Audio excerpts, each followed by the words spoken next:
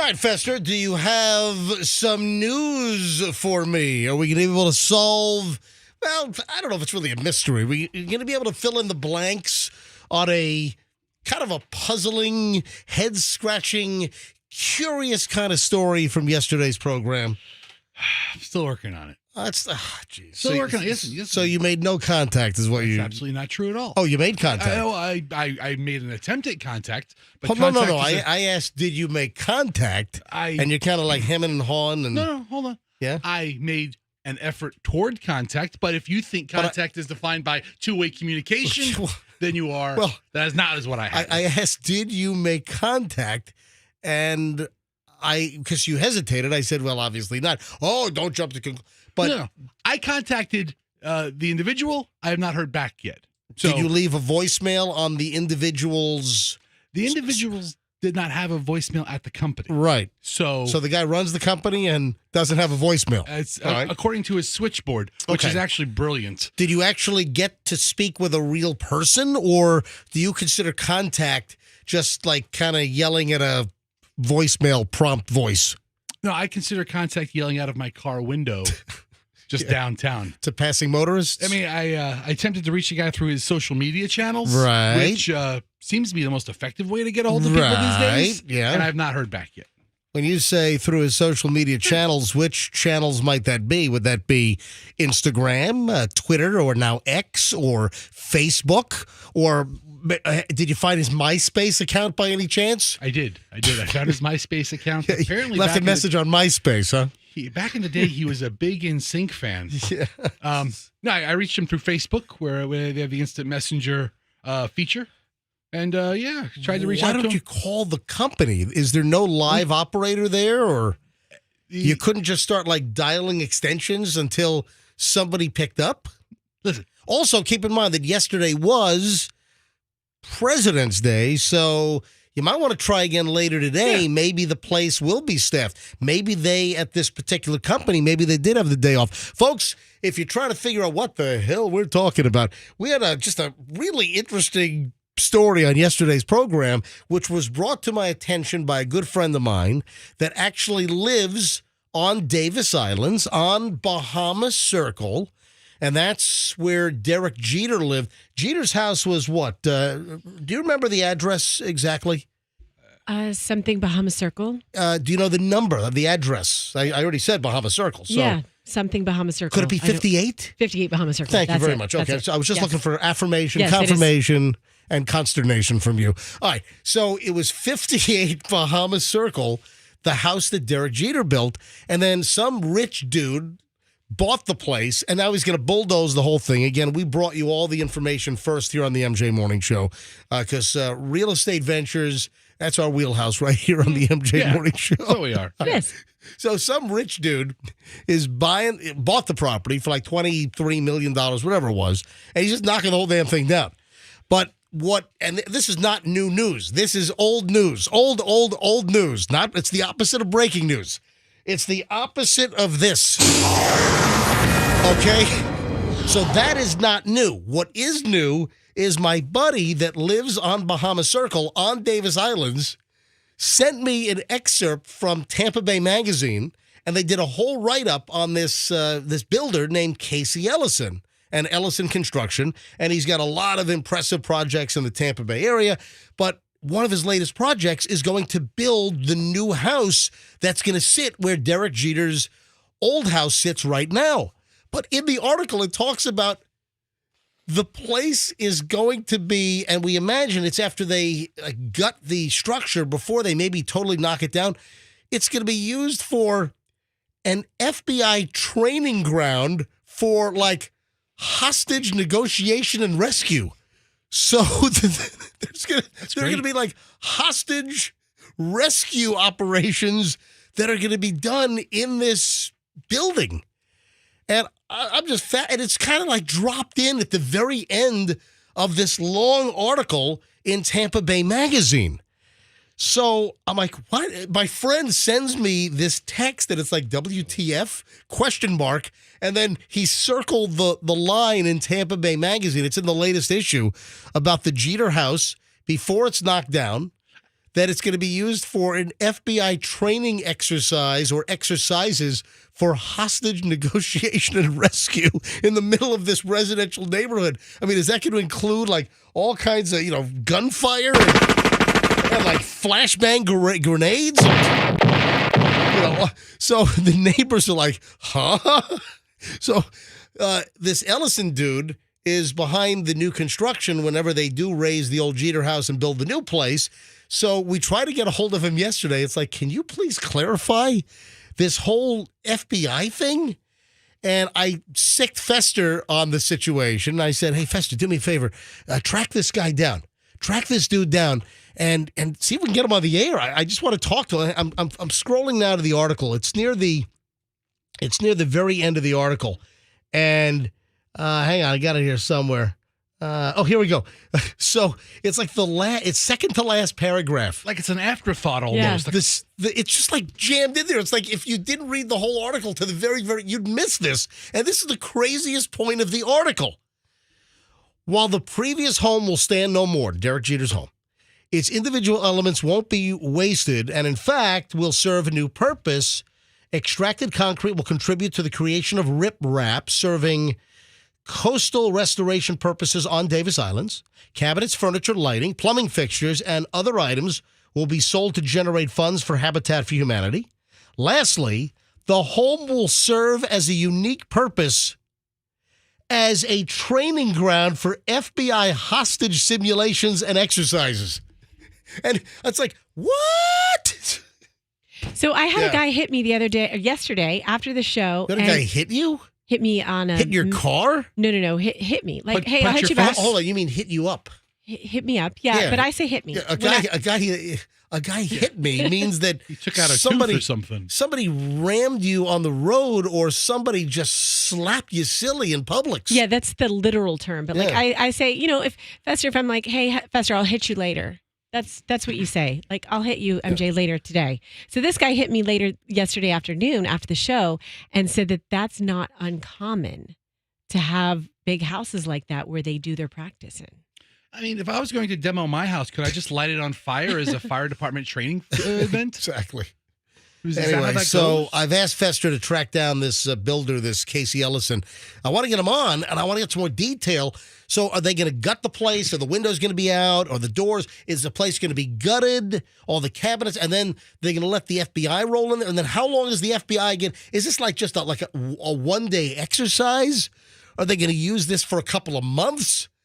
Are you going to have like FBI vehicles all over this little residential street on Davis Islands? With guys with guns and bulletproof vests and helmets going, hot, hot, hot, hot, hot, hot. What's going on? All right, so Fessa, please do me a favor. Now that it's not a national holiday, please try to follow up. The work continues today. And then, Roxanne, I got a question. Yeah. What is it? Something is driving me nuts because this appears to be neglected, forgotten, or I don't know whether it's laziness. No, it's just something that's associated with you that it's stagnant. It won't move. With me? Yes, with you. And something I'm doing is stagnant. Yeah, I'll explain next. You do realize. Hang on. I'll explain next. All I do is move. I'll explain next. On the MJ Morning Show on Q105. Back in a minute. Just getting rolling. Still good.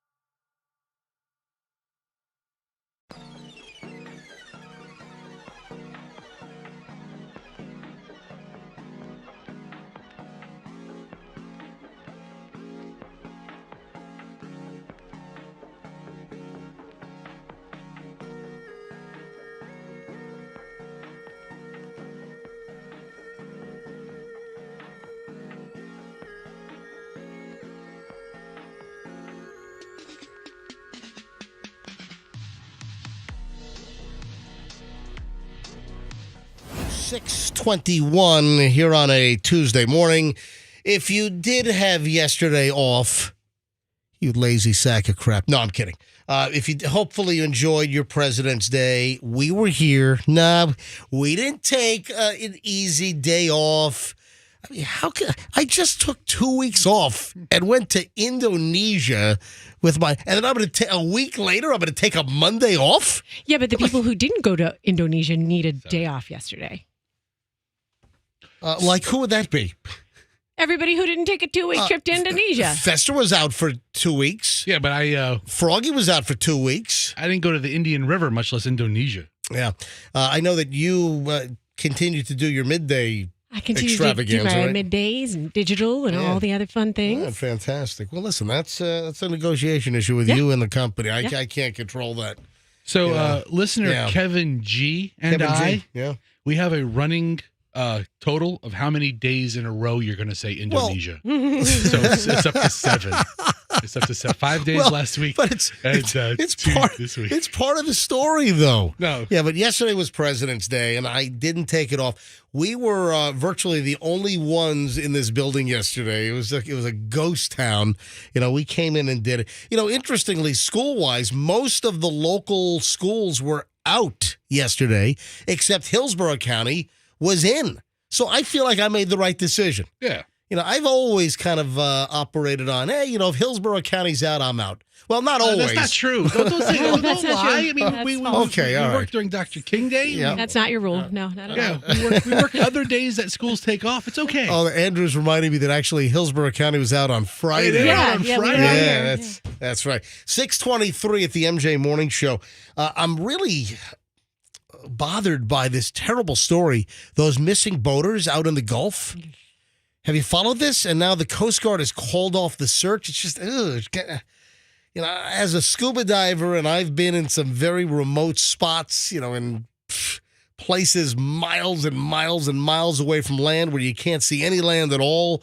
And it's just a spooky proposition. I'll get to that in a second. First, though, this is nothing of major, monumental, consequential issue, but I'm just curious, Roxanne. There's something that you appear to have neglected. It's just sitting there. Is it forgotten? I have checked on it. It's been sitting for months. It's not even opened. Do I need to contact these fine advertisers and have them remove you from their mailing list or what? This box right here? Yes.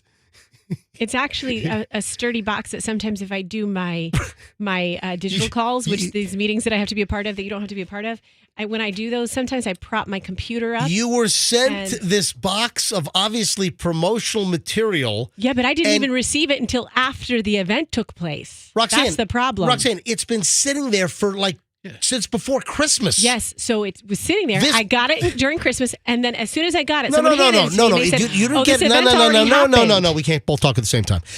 I know, but you do it to me all the time. I'm going to talk over you the whole time. MJ. The box did not show up during Christmas. The box has been sitting there for weeks before Christmas. Yeah, for sure. But my point is, if you listen to me, when I said, hey, what's in this box? I said this to someone here, and they said, it's blah, blah, blah promotional event. It already happened last week. So there's no need for me to open it. And it makes a nice sturdy box that I can place my computer on top of to see better when I do my digital meetings. Not that this studio can look any worse, because this studio is a hellhole dump. Yeah, if you're going to tell me that this box is unaesthetically appealing, I'm going to say put this box on your head and keep it there for the entire show. It's just a labeled. Hand me the box. I'm opening the damn box and I'm disposing of the. Hand me the box. Give it to Fester. Thank you. Fester, hand me this box. Thank you. So I'm going to hold this up to MJ TV. This is a rectangular box, and I got this box. You better not screw that box up, because that is a good sturdy stand for my computer. Uses it for a tangible purpose. I got this box in ample time. I don't know why you didn't get the box. It's addressed to Roxanne Wilder, Beasley Media Group, Executive Center Drive, St. Pete, blah, blah, blah. Let's back up to what you said a few minutes ago. You're going to call them and take me off their mailing list because I didn't open it. When you send something to someone, once you've sent it, it's into the universe. Whatever happens, happens. He's going to rat you out to the chief. Yes. All right, exactly. So I'm going to open this box up right now because I've got a razor blade. So I'm slicing the packing tape.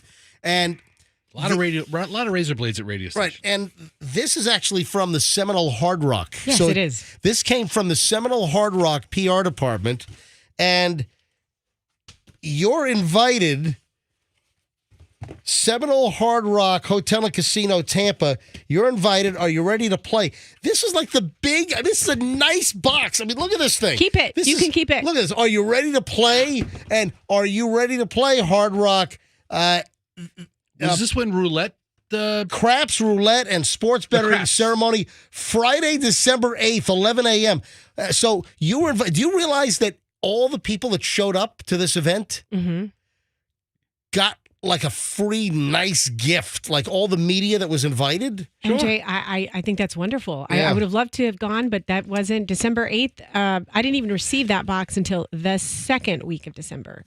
It made its way from the mailroom down here the second week of December. You got to go check the mailroom to see if you have mail in your mailbox. Whenever you go down there, just look and see if you see anything for me and grab it, please. That's not how it goes. That's not how the mailroom works. Pop into the mailroom, a couple of times a week and see if you have mail. Listen, Mr. Weirdo P.O. Box, don't talk to me about mail habits. Hold on, Mr. Weird P.O. What did you say? Weirdo P.O.? What does that mean? Yes, because you are a weirdo with a P.O. box, remember?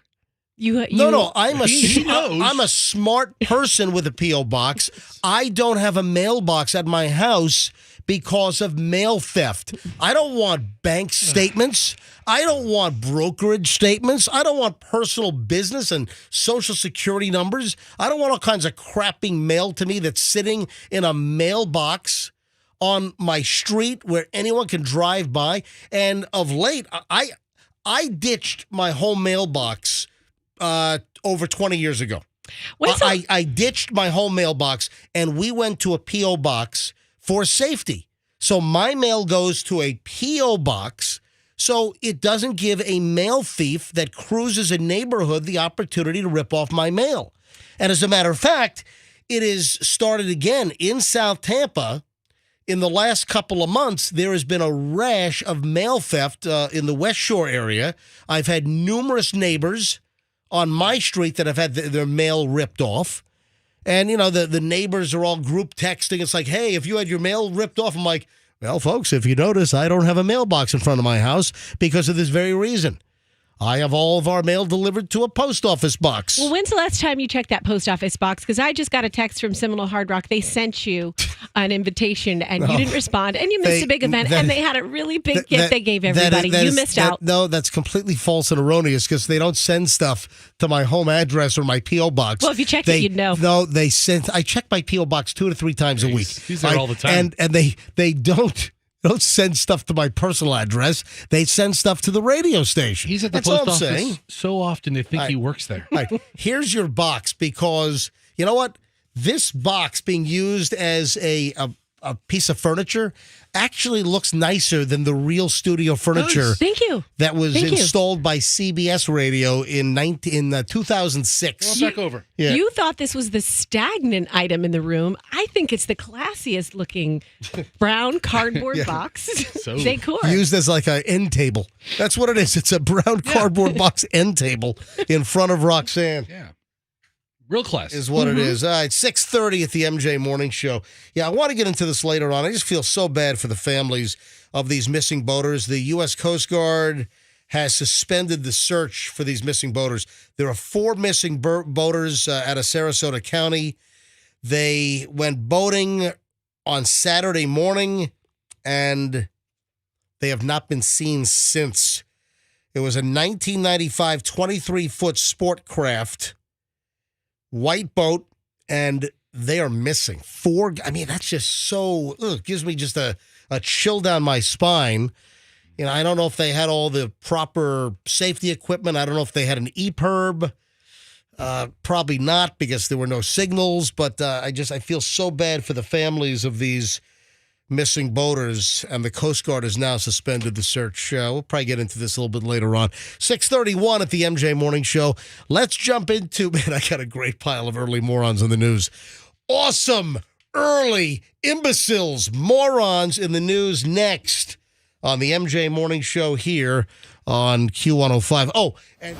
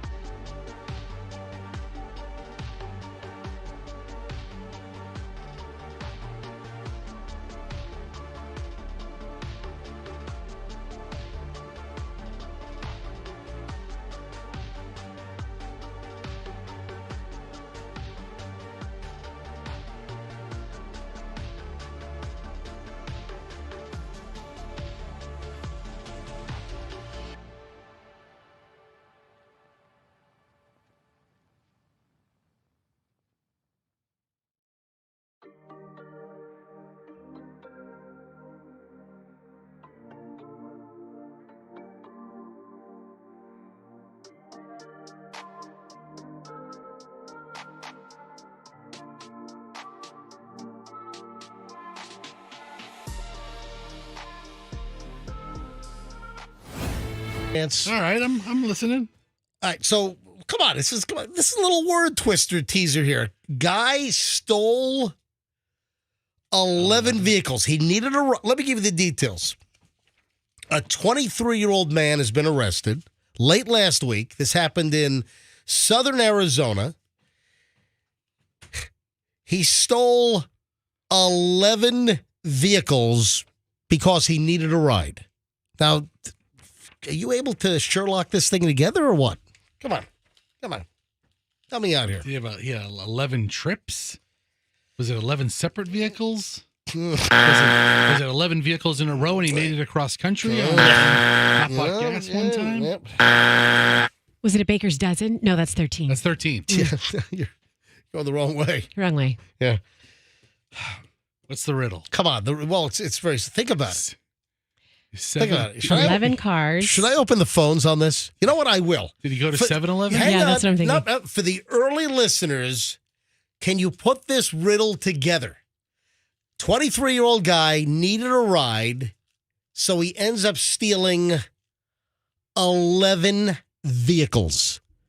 Put this riddle together. Do you know? Let's go. 800-990-1047.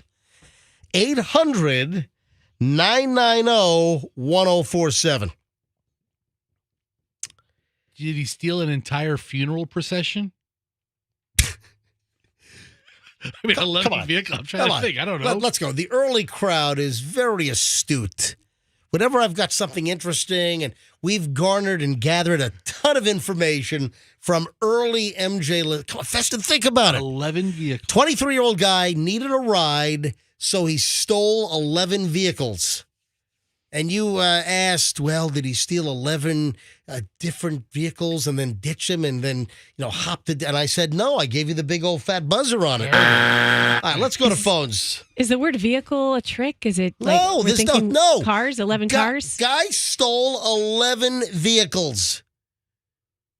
What is this all? Look, every line is jammed. Let me grab Doug up first in Lakeland. Doug, you're on the MJ Morning Show. Hi. Good morning. Doug, do you have an answer to my early Morons of the News riddle? Did the idiot steal a car hauler?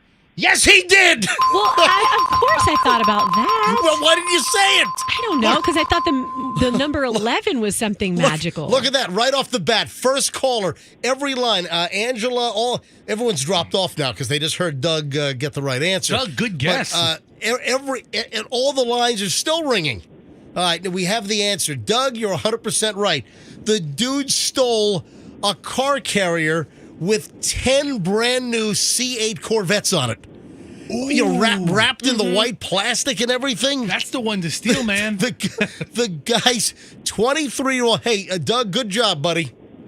Thanks. Love you guys. Have a great day. Hey, thanks for listening. Thanks for calling in.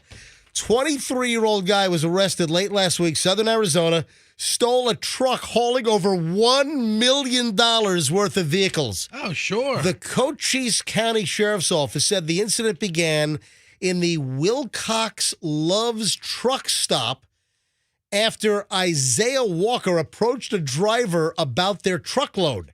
As the victim entered the cab, Walker allegedly threw him out and got in the truck. Walker then allegedly locked the door and drove off with the truck that was carrying 10 Chevrolet C8 Corvettes, according to the Cochise County, Arizona Sheriff's Office, where the sheriff, I'm sure, sounds like this. You don't steal cars in my county, son. Cochise? Cochise, as in the Indian. Cochise. Okay. Cochise. You ever heard of Cochise? I don't. It's not Cochise. Well, it's not like Velveeta. Mm-hmm. Cochise. So a deputy attempted to stop the stolen truck, but the suspect allegedly proceeded to drive recklessly on the roadway. The truck eventually came to a stop after turning onto a county road. He was taken into custody by the deputy. He told deputies he stole the truck because he needed a way to get home. So guess what? This jackass is going to be charged with 11 counts of vehicle theft. Yeah. He's being charged with, again, so I said 11 vehicles, 10 Corvettes on the car carrier, and then the 11th being the truck itself. So this ass clown is being charged with 11 counts of vehicle theft. The deputy and officer showed great restraint and patience in bringing a serious crime to a peaceful solution, all while keeping the property of others from being damaged. So all the Corvettes are still in factory condition. None of the Corvettes were damaged. And you can see, here's a picture of the car carrier. That is loaded up with Corvettes. And all of the Corvettes, actually, it looks like it's not white. Is it white plastic or is it a white cloth? So all of the Corvettes have a like a cover, either a cloth or a white covering. It looks like a cloth that you could drive. Because the windshield's open, it probably has a zipper around the door. Well, because you need to be able to get in, you need to be able to see when you back them off the. These are obviously, if in an open carrier they put these covers over the car to, road gravel, rocks that might shoot up off the interstate and, damage the paint on the vehicle. So that's obviously why they have the coverings. But 11 counts of vehicle theft. How dumb do you have to be? You steal a car? That's a really nimble getaway vehicle, is stealing a car carrier with 10 freaking Corvettes that were obviously loaded up. Yeah, why don't you steal an ambulance with a patient in cardiac arrest in the back? That'll get you in trouble, too. Exactly. Then you get a kidnapping charge. Yes. Yeah. Loaded up truck. These Corvettes are made in Bowling Green, Kentucky. That's what the Corvette factory is. I bet you there's a couple of special orders on that truck. What a schmuck. All right, let's bring it a little closer to home here. How about a Florida moron here? Florida guy stole another vehicle, another commercial vehicle. Guy took an Amazon van on a 20-mile joyride. I've wondered about that because I see the Amazon vans. They're in my neighborhood constantly. The doors are open. They're running, man. I tell you what.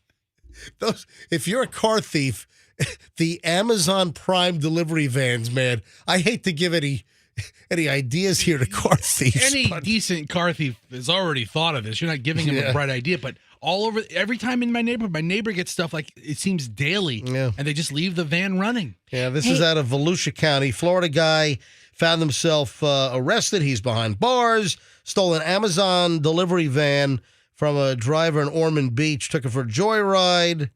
Yeah, the sheriff in Volusia County on social media wrote, "Is your package late?" Well, might be because a guy stole the whole damn van. Matthew Darwin, hoteling. So I guess his middle name is Darwin. Yeah, this guy's a Darwin Award winner here. Matthew Darwin hoteling. Charged with grand theft, meth trafficking, and possession of weed. After the incident that occurred in Volusia County, this happened on Sunday, a couple of days ago. The Amazon delivery driver told deputies that he was delivering a package when a man later identified as hoteling went inside the van, started it, and then drove off. The Amazon driver tried to get him out of the van, but he got away. Yeah.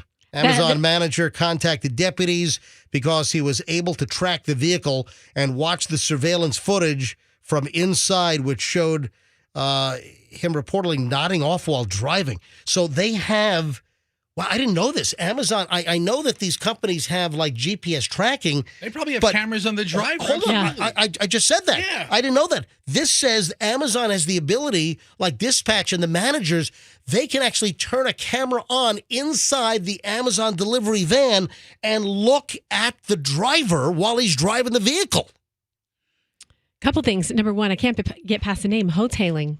Great last name. Just can't get past that. It's Houghtaling. Is it hufftaling? Hoteling? Houghtaling. That's a hoteling. That's another name I've never heard. Never heard this name. Just put it together. Hey, so yesterday I was at my house and I was in one of the rooms that's close to the front door, and all of a sudden I heard someone talking at my front door, but not ringing the doorbell, just talking. And I was like, "What's going on at my front door?" And it was just an Amazon driver talking on his phone. So he had his earbuds in. He was just having a conversation. And, he didn't ring the doorbell or knock or anything. He just put the package there. No. So I wonder if do you think they're permitted to talk? I'm sure they're permitted to have phone conversations while they're delivering. Like, I wonder if the cameras, you know what I mean? I wonder if the guy had to make a quick call when he ran to my door because they're not allowed to be on the phone. I don't know. For safety? While they drive? So you think he was having a conversation in the front porch because he didn't want to have it in the van? I don't. It just struck me when you said that there are cameras in there. Well, also, if there are cameras in the van, can Amazon Dispatch also listen in on the drivers as well? That's what I'm saying. Yeah. So I'm glad this doesn't entail you having to get a restraining order or extending one. So that's good news at least. Are a lot of these Amazon trucks private companies? There are labeled Amazon for delivery purposes and recognition purposes. There are private companies that do the Amazon last mile fulfillment. Yeah. So a lot of, if I'm not mistaken, a lot of those gray Amazon vans that you see driving around, there are package companies. There are private companies that are contracted by Amazon to drive their branded trucks. and, wear the little black and light blue vests and deliver all the crap you probably don't need. Have your van stolen. Exactly. 6:52 at the MJ Morning Show. Early Morons of the News. Next, we'll start the 7 o'clock hour. And in minutes, folks, I've got to open up the MJ Morning Show customer service window. I received an email that facilitates the need for me to open up the MJ Morning Show customer service department. There's a little story behind this as well. And it's next on the MJ Morning Show on Q105. Don't move. You'll find out exactly what I'm talking about next. Now,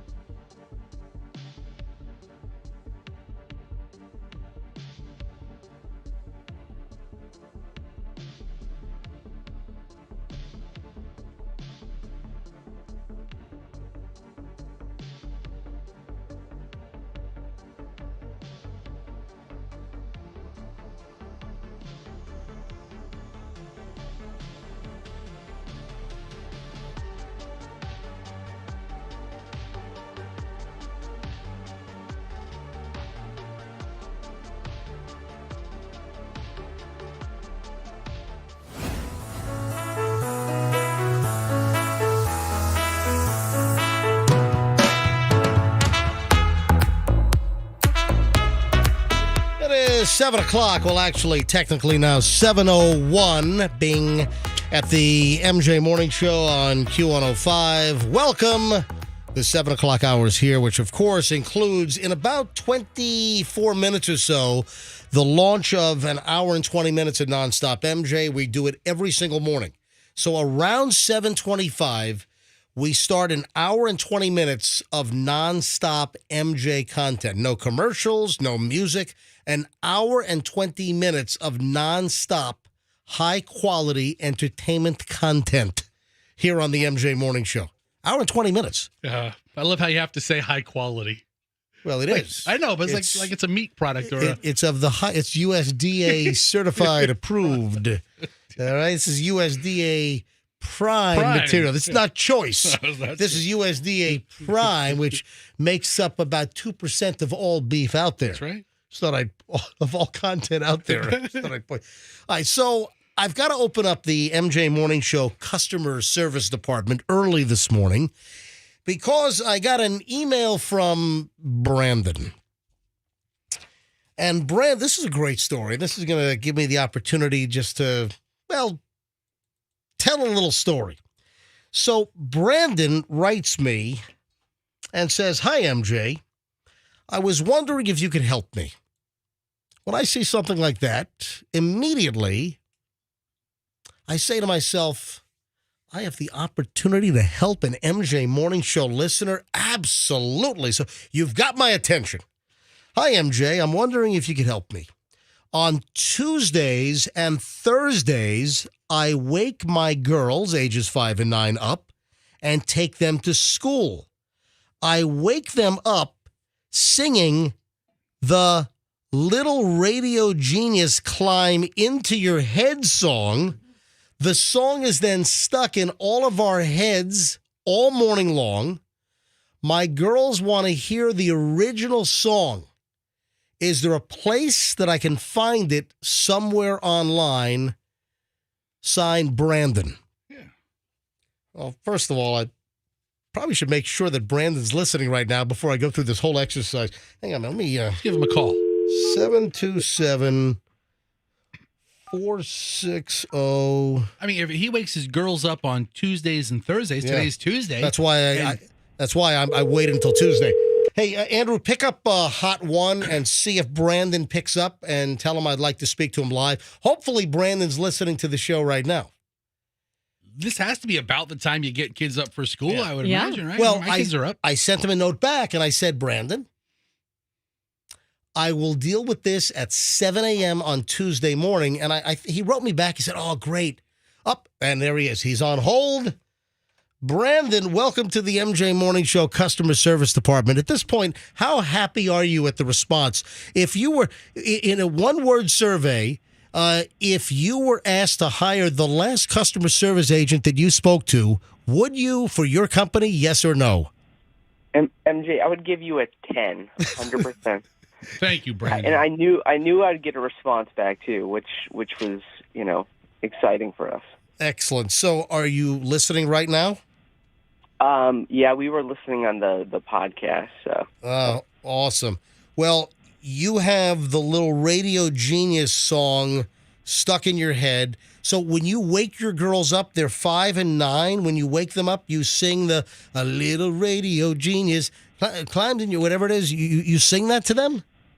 Yes. So I always come in and say, time to get up, get out of bed. And then all of a sudden it just... Oh, the first line is time to get up. Time to get up, get out of bed. Yep. Little Radio Genius. Climbed into your head. Yeah, I don't even know my own jingle. Totally. Yeah. Unpredictable start to your day. Anyway, Brandon, do you know the whole history on what you're asking? I actually do. So I've been listening to you guys for about 20 years. Oh, wow. So I'm pretty familiar with the... Wow. So you were probably around when we got the famous jingle singer to do us probably $100,000 jingle song for free. Do you remember that whole thing developing on the air when we were over on the other station? I do. Yep. Wow. Yep. And I tell you what. I remember the first time you played it. Absolutely. Oh, that's awesome. And how old are you now, Brandon? I'm 42. Oh, wow. And then you got a 5 and a 9-year-old. All right. Yep. So, Brandon, I'm going to cut you loose. I'm going to play the song for you. I'm not going to talk on it. I'm going to let you be able to take it and rip it off the podcast and, use it how you want and make it a ringtone or, save the MP3 file on your phone, whatever you want to do. So I'm going to put this clean on the air for you and your girls to enjoy, okay? Awesome. Thank you. I appreciate y'all. All right, buddy. Hey, Brandon, thanks for the decades of listening to the MJ Morning Show. I highly appreciate it. No, my pleasure. Take care, guys. All right. So this is what Brandon's talking about. It's the MJ Morning Show song done by famous jingle singer and writer Peter Cofield. There's a whole backstory here. And I'm going to play the MJ song first, and then I just want to spend a minute or so and just give you the backstory. Unfortunately, Peter Cofield died, I think it's been like 10 or... He died in 2010. So it's been age 61. 14 years ago this guy died. And the guy was just a lyrical and musical genius. And I'll explain why in just a matter of seconds. So here you go, Brandon. This is the MJ song by famous jingle writer Peter Cofield. Time to get up, get out of bed. Let a radio genius climb into your head. Get a totally unpredictable start to your day. Get your daily dose of MJ. Morning show, MJ, let's go. From 6 to 10 with his crazy gang comes the voice of insanity, a man you can hang with. He's a little demented, but baby in a beautiful way. Get your morning dose of MJ, MJ. Time to wake up and play with MJ, MJ. Start your heart with MJ. He takes a crazy world and spins it round and round. Everybody is getting down with the sound of MJ Morning Show. Got promotions and commotion, everything you wanna know. Only MJ Morning Show.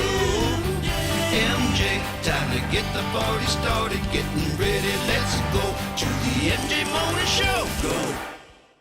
There you go. So that's the MJ Morning Show jingle song. It's about a minute long. And if we had to pay for that, I'm sure that would be in excess of $100,000. And the quick backstory is Peter Cofield, one of the most prolific jingle writers of all time. The reason how we connected, or the reason why and how we connected with Peter Cofield was back in, I think it was 2006. It was the DirecTV campaign. Somebody up there loves you, DirecTV.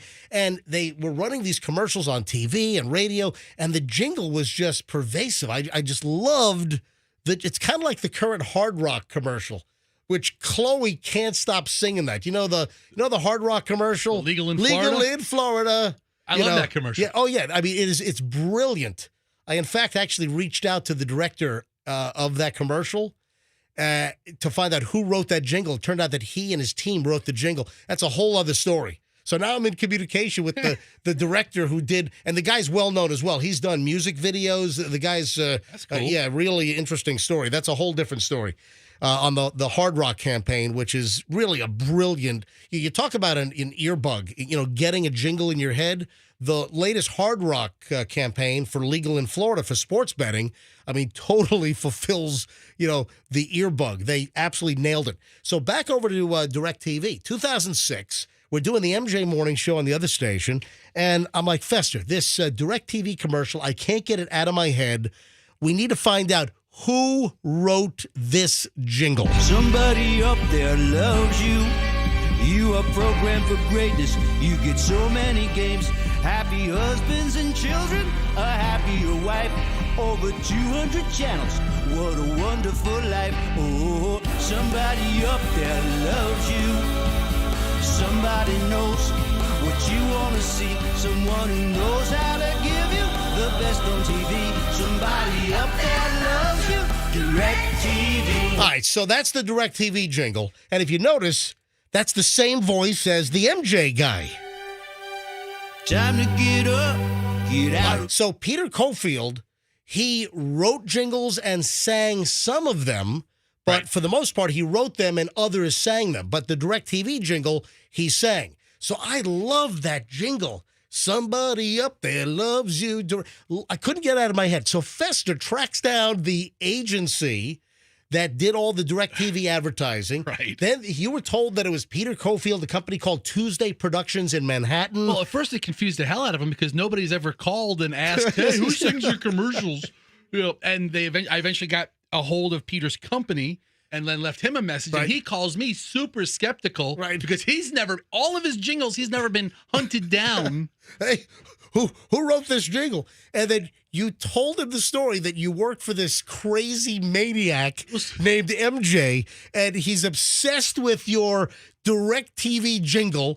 He won't stop singing it. He's given me an assignment to find out whoever wrote and it turns out not only did he write it, we didn't know it at the point that he was also the singer on. All the good gadgets, go ahead and we also didn't know at that point that he's also the singer of this.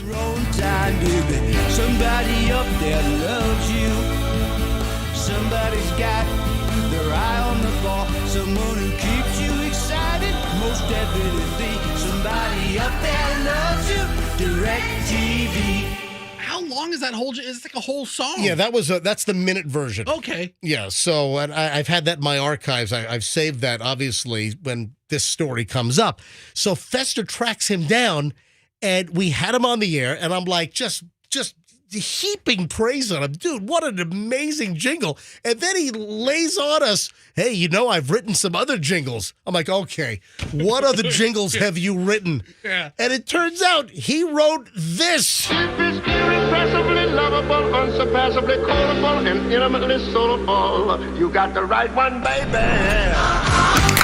He wrote the Pepsi, you got the right one, baby, jingle. Then for a competing Diet Cola, guess what? He also wrote this. Just for the fun of it, just for the heck of it, just for the taste of it, Diet Coke. Just for the love of it, just for the thrill of it, the real cola taste of it, Diet Coke. He wrote just for the taste of it, Diet Coke. And then... legendary jingles. Right. And guess what? One of the jingles that is recognized as one of the greatest earbug, most memorable product jingles of all time, he wrote this. Say goodbye a little longer, make it last a little longer. Give your breath long lasting freshness with Big Red. He wrote the famous Big Red commercial. That's famous. Yeah, and then he did the whole MJ song for us gratis, complimentary, no cost. Can you imagine with Diet Coke and Pepsi and Big Red and he did Gillette, so he might have the best a man can get. I think he might have done that one. I don't even have the whole list of everything that he created over the years. But the guy was a genius. Unfortunately, he passed away in 2010 at the ridiculously young age of, what'd you say, 60? 61. And I'm indebted to the guy. So and we still use his MJ song all the time. It's made an impact. Brandon is now 42. Listen to us when he was in his early 20s and remembers when we first played that and sings it to his little daughters, 5 and 9, to wake them up. I mean, it's awesome. What a story. Yeah, I remember Peter Cofield telling me, he's like, nobody's ever called me. And he kind of, we kind of got a little nerdy about it because we're into audio and stuff like that and appreciation for what he does. And he was more than, I called him after the show and he says, send me all the information you can on your morning show. Exactly. So I had to write essentially an 11th grade essay. Like a little treatment on the show. Yeah. I described all the people, sent them a whole package in the mail, and 2 weeks later, this shows up in our email box. And then we had him back on the air for the big reveal, and it was just awesome. So that's the story behind that MJ Morning Show jingle song. 7:15 at the MJ Morning Show. We start an hour and 20 minutes of nonstop MJ next. Oh, I've got a great Uber story. An Uber driver apparently has helped to convert a passenger to a new MJ Morning Show listener. Oh, nice. Oh, and for all of you holier-than-thou iPhone users, who look down on me because I'm an Android user. Yeah, I look down on you because you're in your face. I'll explain next. And listen, we got a lot of stuff. A lot of stuff next. We start an hour and 20 minutes of nonstop MJ next. 1 hour, 20 minutes, nonstop MJ content starts next on the MJ Morning Show here on Q105. Stand by.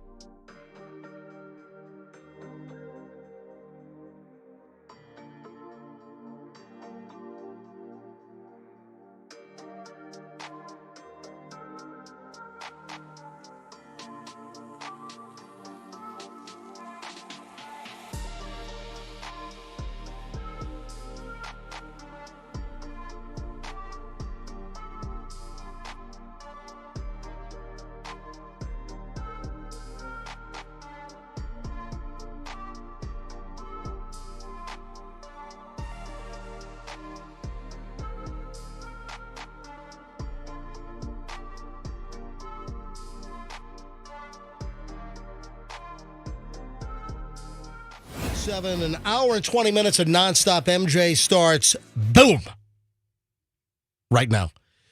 Where's Fester? Do you have the Kiwi? Is the Kiwi in the house? I do. And guess what? Yes. I think it's working. He's not in the room right now. But I think the Kiwi's working already. All right. Fester, Roxanne just said that she thinks that the Kiwi experiment is working already. Yeah, yesterday I had a really pleasant exchange with Fester on text message. And then normally, a week ago, he would have had some snarky reply. I was on a text thread with him and my sister. And I said, hey, guys, it's almost pool season again. Don't you two have this great membership at a local pool since my sister gave Fester the key to her pool. So now he can go loaf around in my sister's neighborhood pool. Reenactment picture of her laying on the floaty. Oh, that's right. Her sister gave me a key pass to the community pool. Yes. You know what? I have noticed, though, seriously, today you're less ornery. Yes. I mean, the story said so far that the 4-day Kiwi experiment seems to produce results that if you eat kiwi for 4 days in a row, it improves your mood. Yes. So I hit texter.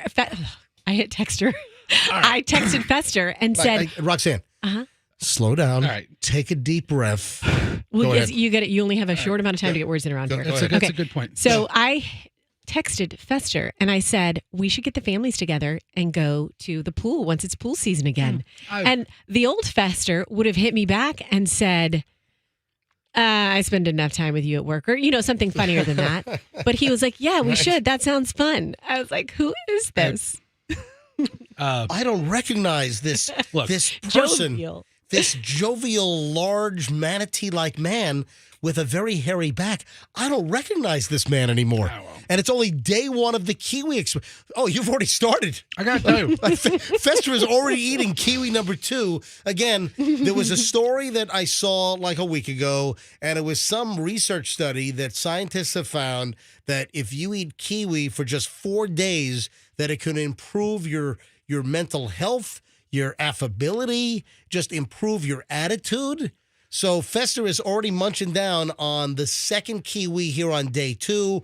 We started yesterday on President's Day, and I was thinking it was going to take until Thursday or maybe until Friday morning after the 4 Kiwis were eaten for us to see some kind of a marked improvement in Fester's, he's gotten grumpier in the last 6, 8, 9 months. You can't say that. It's not grumpy. All right. No, but you're just even now talking about it. You're having a nice conversation. You can't say that. You would get even grumpier when I would talk about your grumpiness. Yeah, and now you just sound you're friendly and you're open to the discussion. I'm really just using you guys for free fruit. I have to say, eating a whole kiwi for breakfast yesterday. Yeah, you might have to claim this on your taxes. It's possibly 4 kiwis. It's possibly the healthiest breakfast I've had in years. Eating a whole kiwi. I mean, usually a breakfast consists of something named Captain Crunch. But it was good. Yeah. Wow. Well, I'm proud of you. And you know what? By the time we get to Thursday, the New Zealanders might get wind of this study we're doing on the MJ Morning Show in Tampa, Florida, and they might be reaching out to us. Yeah. Right? I just got to say it again. The New Zealanders who put the study out. Yeah. Michelle and I, we're talking about going to New Zealand because everyone that I have ever spoken to that's been to New Zealand, they love it. And, Michelle and I, we went to Australia on honeymoon. This was back in June of 94, and we're coming up on our 30th anniversary. Can you believe that? Man. 30 freaking years this June. Will we make it? Everybody lost that bet. It's February, folks. Will we make it till June and our 30th wedding anniversary? But we've talked about going to New Zealand. Actually, I really do want to go, and I don't know if we're going to go this summer or, but I would like to go to New Zealand. I just was, the reason why I wasn't paying attention to you a second ago, I was in the midst of a text conversation with Grady Judd, and he's available right now. He just did a hit on Fox 35 in Orlando. Did you see... hang on, let me just now okay or 7:55. Just texting. So what happened in Polk County? They took a fugitive into custody that was featured on The Return of America's Most Wanted. John Walsh is back on America. Do you remember Fox canceled that, which I remember there was an outrage. I never understood. Why did Fox cancel that show? It's so effective. And now his son is part. I saw the intro of, was it Sunday that it was on? All right, I'm going to call him at 7:55. Call you at 7:55. Did you say call ya like Y-A? Yeah, call you at 7:55. You don't say ya to the sheriff? A kind of words. I'm trying to do a show here in text. Call ya. So Polk County Sheriff's Office, they took into custody a fugitive that was featured on AMW, on America's Most Wanted, which is back. You know, the other thing is, Fox canceled Cops. And you remember, Cops was canceled. Also, Live PD was canceled. Remember with Dan Abrams? That was like the highest rated show on, which network originally had Live PD? What was it, Andrew? A&E. A&E? Yeah, so A&E, on A&E, it's biography on A&E. Now, Live PD, I think they renamed it. It's now on Reels Network. Hold on. They say it again, Andrew. Turn your mic on. The network. Hold on. Are you on or in my ear? Or are you on the air? Now he's on the air. All right. Say that again. On the air. They did not rename the network. What are you saying? You said they renamed it. They renamed the show. Yes. Yeah. It used to be Live PD, but you remember what happened with the whole George Floyd matter? Suddenly, the defund the police and everyone knee-jerked and overreacted, and like Fox canceled Cops, and that A&E got rid of Live PD. I mean, it was just, I thought it was a ridiculous overreaction. Now, granted, the stupid officer up in Minneapolis should have never had his knee on Floyd's neck for 9 minutes or whatever it was. It was completely uncalled for, and it was criminal, absolutely. But for all of the networks to cancel their police shows, it was just, I thought it was a crazy overreaction. Like Fox should have never, ever canceled. Bad boys, what you gonna do? What you gonna do when they come for you? Cops is filmed on location with the men and women of law enforcement. All suspects innocent until proven guilty in a court of law. It's actual voiceover there. That's how it went. Yeah, exactly. So I that always bothered me, that all those shows were canceled. Anyway, Grady Judd, America's Most Wanted, they got a fugie in Polk County. We'll talk to him at 7:55. He said he'd have more time for us, so we'll call him in about 20 minutes. Hey, speaking of, I guess, law and crime, etc., Roxanne, where did you get this alarm sign, this security sign that you texted me? Is this real? Oh, it's real. It's at one of my friend's house. I love it. Hold on, you took this picture? I took that photo. Oh, so we can use this? Yes. Roxanne, I'm gonna hold this up. Isn't that the best? Yeah. I can't say what it says verbatim on the air because it would be a violation of Federal Communications Commission, FCC, Federal Communications Commission regulations. So, those alarm signs, like you'll see like an ADT security or whatever, A1 security. You'll see the different security companies, and they'll have the little like signs that are stuck in people's yards. Lester Jackson came to my house and put the right, like Kirk Snow. You don't have to mention him because he doesn't advertise here Son anymore. Of a bitch. Yeah, you don't have to mention him. All right, the little octagon shaped sign that. Yeah. Well, different companies have different. So this is at a friend's house. That's funny. So this is a one of these alarm company security signs, and it says protected by FAFO. FAFO. I'm going to hold this up to MJTV right now. And look at this thing. Yeah. I can edit myself and censor myself, but I'm holding the picture up on my cell phone right now on MJTV. And of course, you can watch MJTV live every morning. You go to mjmorningshow.com. You click on MJTV at the top navigation bar. Then you'll see a little rectangular logo, a little artwork that says watch the MJ Morning Show live. And you can click that and watch us live 6 to 10 a.m. And then every single show is also it's on demand. So you can, go to our YouTube channel and you can watch Just go to mjmorningshow.com, click on MJTV, and you can hit any of the previous. My screen went to sleep. Hang on a minute. So I'm holding this thing up. So let me go ahead and tell the radio audience what the sign says. So it's one of these placards that you stick in your yard to advertise that your home is protected by an alarm company, and it says "Protected by FAFO." And it's F around and find out home security. So protected by FAFO. F around and find out, except the F word is fully emblazoned with F. The whole we get F around and find out home security. I love this. I love it. I love it. It's like it's placed right at their front door when you walk up. I think everybody should have FAFO as your backup security system. Have your regular security system and then also have FAFO. Which friend is this?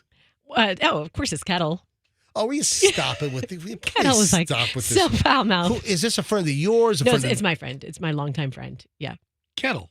Will you stop with this Kettle crap? Roxanne does not have a friend named Kettle. Says you. Anyway, and then Festy, you just found this for sale online? Yeah, so I typed around a FAFO yard sign, and apparently there's dozens of them available for like $15 on Amazon. Yeah. Perfect. So Amazon has it for $14.89. Is this available via Amazon Prime? I could order it for you. No, hold on. Add to cart in stock. Yeah, I feel like Michelle would like that too. Yeah, she would love that sign. Says ships from Amazon, sold by Project Z, but ships by Amazon. Look at that, $14.98, and doesn't say whether it's Prime. It's all right. Yeah, free shipping if you want it by Sunday. It is. Yeah. Okay. Do you want one for the house? You know what? Pretty funny. It is pretty funny. And true. You know what? I don't think I want to put the F-bomb on my front yard. It's such a statement piece. You have dish towels that have the F word on them. Well, that's or bathroom towels. That's inside my house. Yeah, the crazy stuff goes on inside the house. So give people a true idea of what's going on inside. In our guest bathroom, Michelle has two items. One is a soap dispenser that reads, "Wash your effing hands." And the other one is a little hand towel that says, "Please don't do cocaine in our bathroom." Yeah, I mean, so we have a whole mirrored coffee table for that. Two items in our guest bathroom. No, Andrew, people doing cocaine in our bathroom is not typically a regular issue. He wanted to know. Okay, not typically, but. All right, not never either. 7:39, 7:40 now, MJ Morning Show. In the middle of hour and 20 minutes of nonstop MJ. Got a lot of stuff to deal with. I want to thank Richard Mendoza, the Uber driver. It's a side gig. He sent me a note, and I printed this thing out. He sent me a direct message last night on Instagram. And folks, already this morning, I've dealt with a couple of listener-related issues. I had Brandon at 7 o'clock. I read his email. He emailed me at mj@mjmorningshow.com. You can always reach me. My private email address is mj@mjmorningshow.com. I'm the only one that reads the email. If you have any gossip, any hot tip, anything we should know about, any content for the show, any questions, you can always email me at any time, mj@mjmorningshow.com. Or if you follow me on Instagram, I'm Certified MJ Radio. You can always send me a direct message. My DMs are open. And Richard Mendoza sent me this direct message last night. "Hey, MJ, just a quick story. I drive Uber as a side gig as well as work at Raymond James Stadium, another side gig. I picked up a ride this morning that would route me toward the stadium. I had the morning show on, and the guy I picked up was pretty quiet.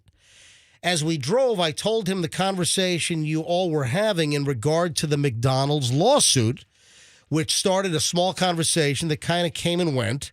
Fast forward about 30 minutes later, the audio played of the DoorDash driver having a breakdown. I couldn't hold it in, and I busted out in laughter.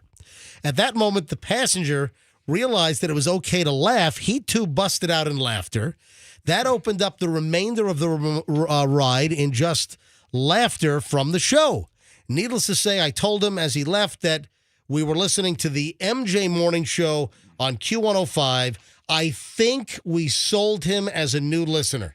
So Richard, the Uber guy, side gig Uber guy, Yeah, Richard. sure. Richard, thank you very much for turning somebody on to the MJ Morning Show. I highly appreciate it. Hopefully you told him that it was on Q105, 104.7 FM. Yeah, because we technically in our frequency, we don't have a 105. Because Q105, back in the days, like before like digital, you had like the little marker on the dial. Yeah, we had to really tune it in like perfectly. The old analog dials, exactly. You get it at 105, you're close enough. 104.7, it's close enough to Q105. But the problem is that there are 105s that are actual digital 105s. So you wonder if we kind of get hosed a little bit because you actually have some 105s that are on the air where we're 104.7, but we're known as, should they have changed us to like Q104.7 like years ago? Yes. I think they should. Mm-hmm. They should change it right now. We should change it today. You know what? I'm going to start the Q104.7. Q104.7 in the MJ Morning Show. I have a lot of people, especially if they're like new to the area, and they're like, yeah, I listened all day and didn't hear you because I was like, well, what were you listening to? Yeah, and they got like that sleepy-ass dove crap on, Aren't radio frequencies only odd? Yeah, in the U.S. they are. But overseas, some countries have even. The decimal point is then an even number. We're an odd number here in the United States. Anyway, so two things here. For those that didn't hear it, the McDonald's lawsuit, this came up yesterday. Of course, yesterday was President's Day. We were live yesterday. The McDonald's lawsuit, we kind of took phone calls. We took calls on that, right?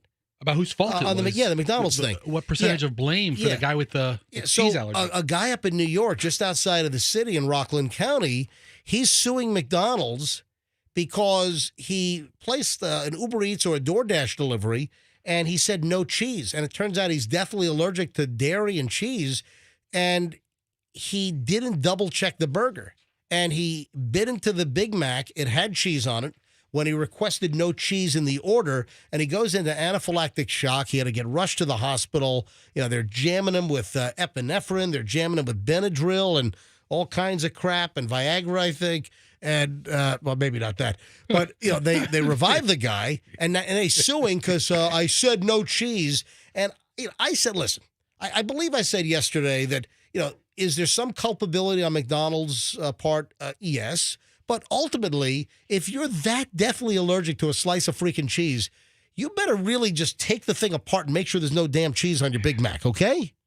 That was number one. Hey, can I ask a question? What about the special sauce? Doesn't that have dairy in it too? That's a good point. I believe it does.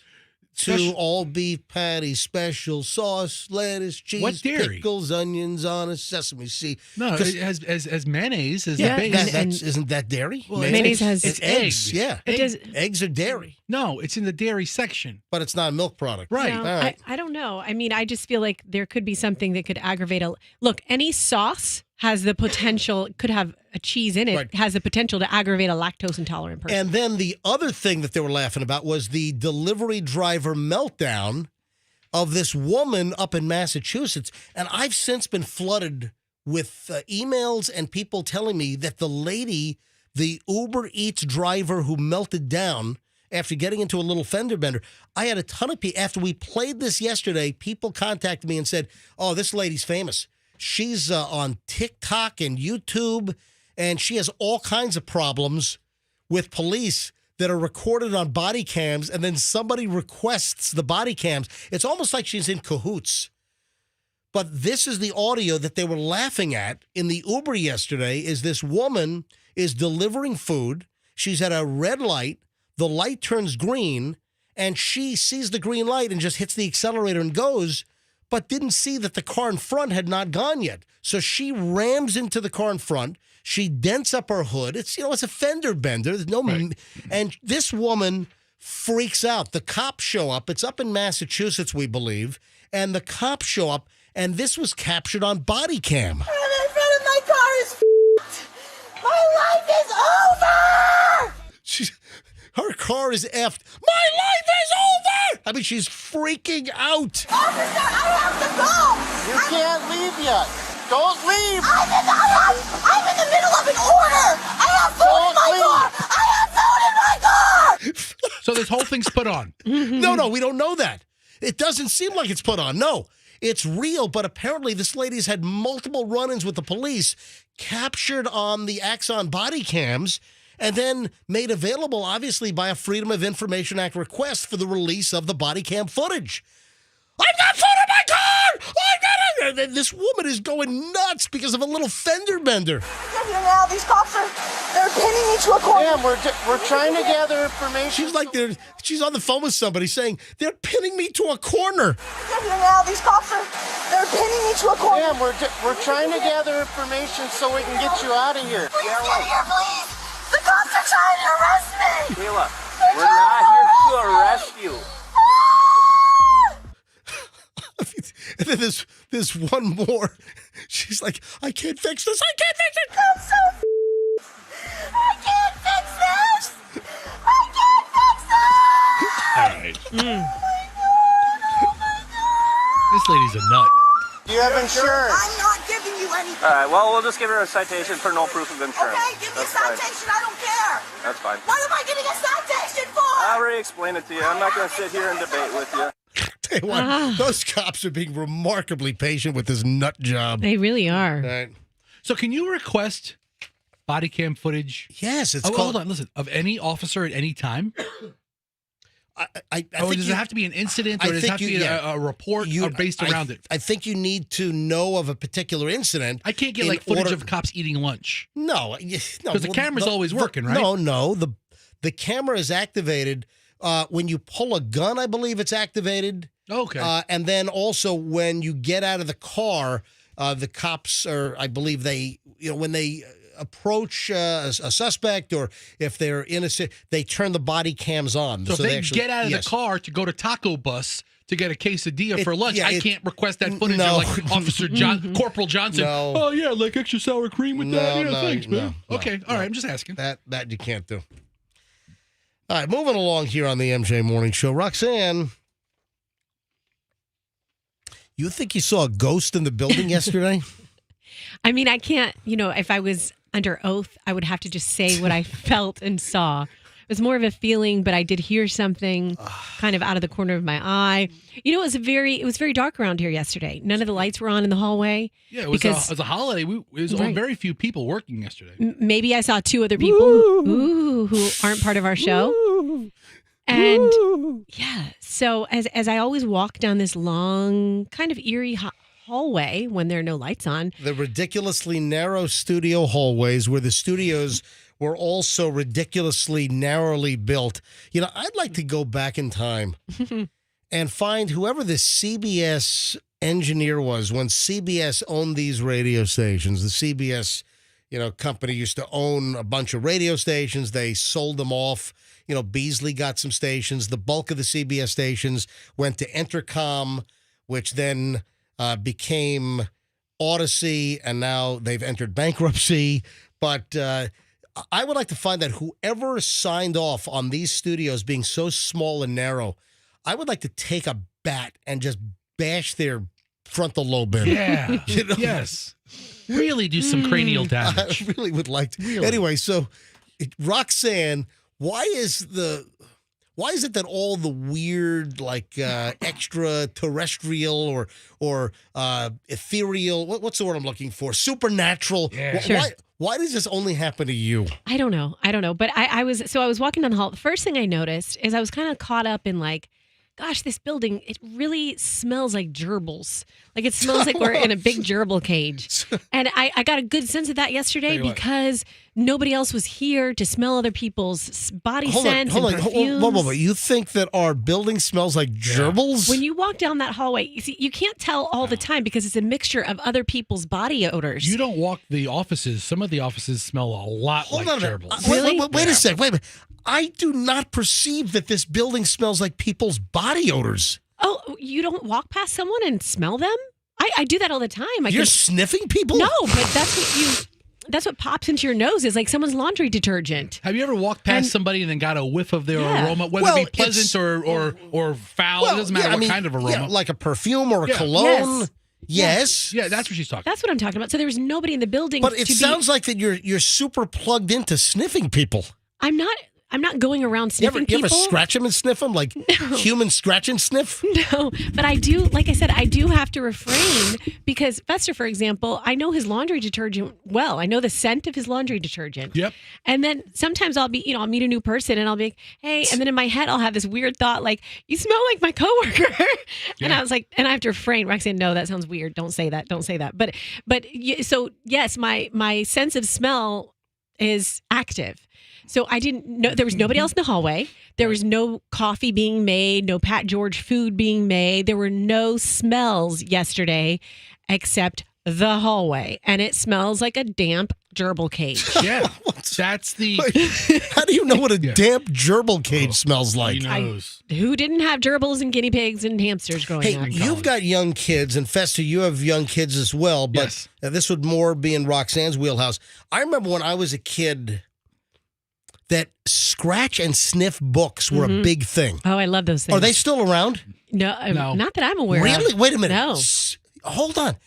The scratch and sniff books from our yesteryear kid days? Yeah, did you have one? They're not around? No. Did you have one where they made a pizza? I can't even remember the characters now. I want to say it's Berenstain Bears. No, it was like little mice. Or was it mice? It was there was, and you used to sniff the oregano. It was like cookies, and I think there was a pizza. Yes. Yeah, yes. Hold on. This is a mystery. What the hell happened to scratch and sniff books? All right, so I typed in scratch and sniff books into Google, and apparently Amazon and a couple of other websites have a scratch and sniff book. No, but it just doesn't seem to be as prevalent. It's not. You'd think that Roxanne, who's a mother of a 4 and a 6-year-old, that you would know all about scratch and sniff books.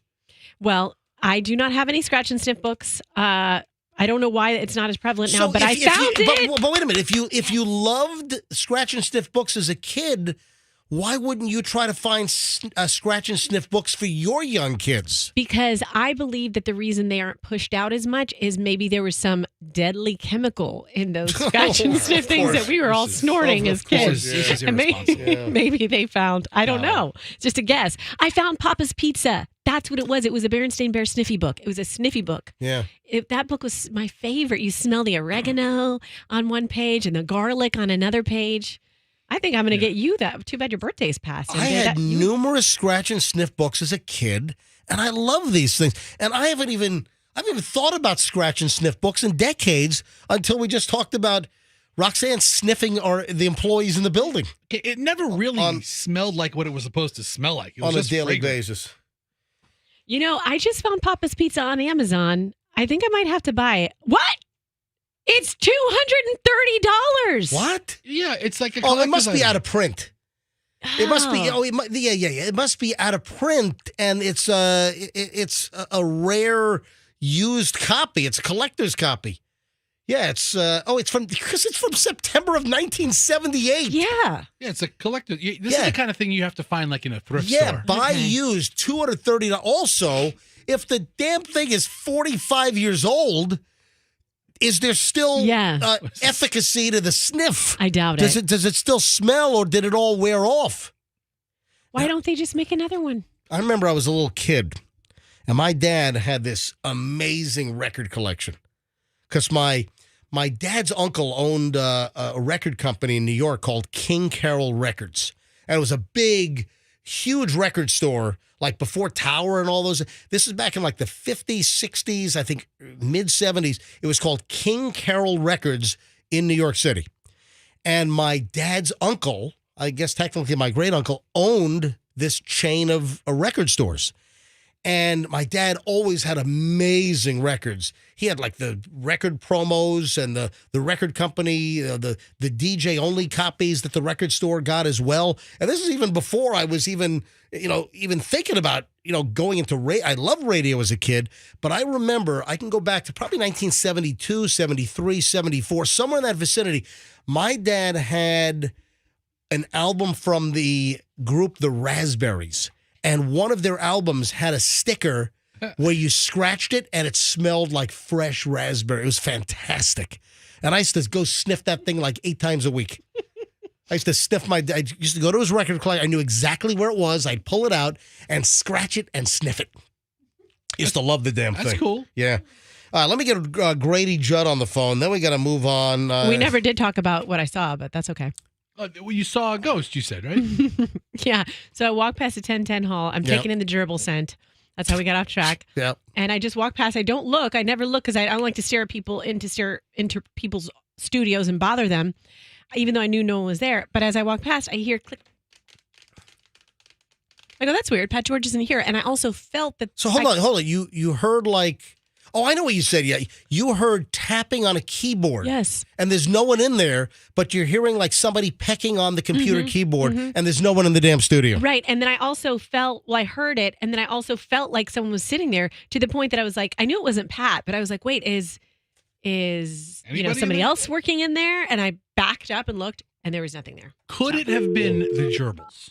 It could have. That, you know what? This is all making sense now. See? Told you. And I'm calling Sheriff Grady Judd, Sheriff of the Polk County Sheriff's Office. Well. We're sorry. Your call cannot be completed as dialed. Well, why the hell? Do I not have to dial a 1 for 863? I don't know. It's so silly. 863 4. All right, let me try this again. No, now it's good. What the? We're sorry. Oh, my God. Really? Our phone system. All right, let me try this one more time. I'm trying to get Grady Judd on the phone because here we go. I think it's ringing now. Yes, it is. All right.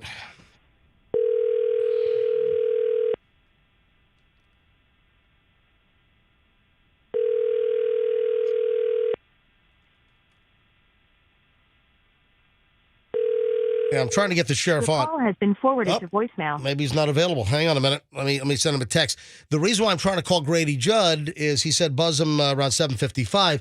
Is they took an America's Most Wanted suspect into custody on Sunday. Hang on a minute. Let me send him a text. Now, Sunday was the premiere of the new season of America's Most Wanted on Fox. Football season's over. Now they have America's Most Wanted back.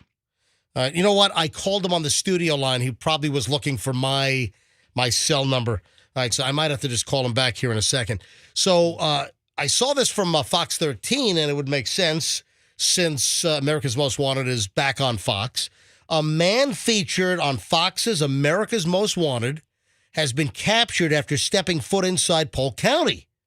Sheriff Grady Judd announced yesterday. Davey Albaran... Grady's on hold. All right, he's phoned us. All right, hang on a sec. Sheriff Judd, welcome back to the MJ Morning Show.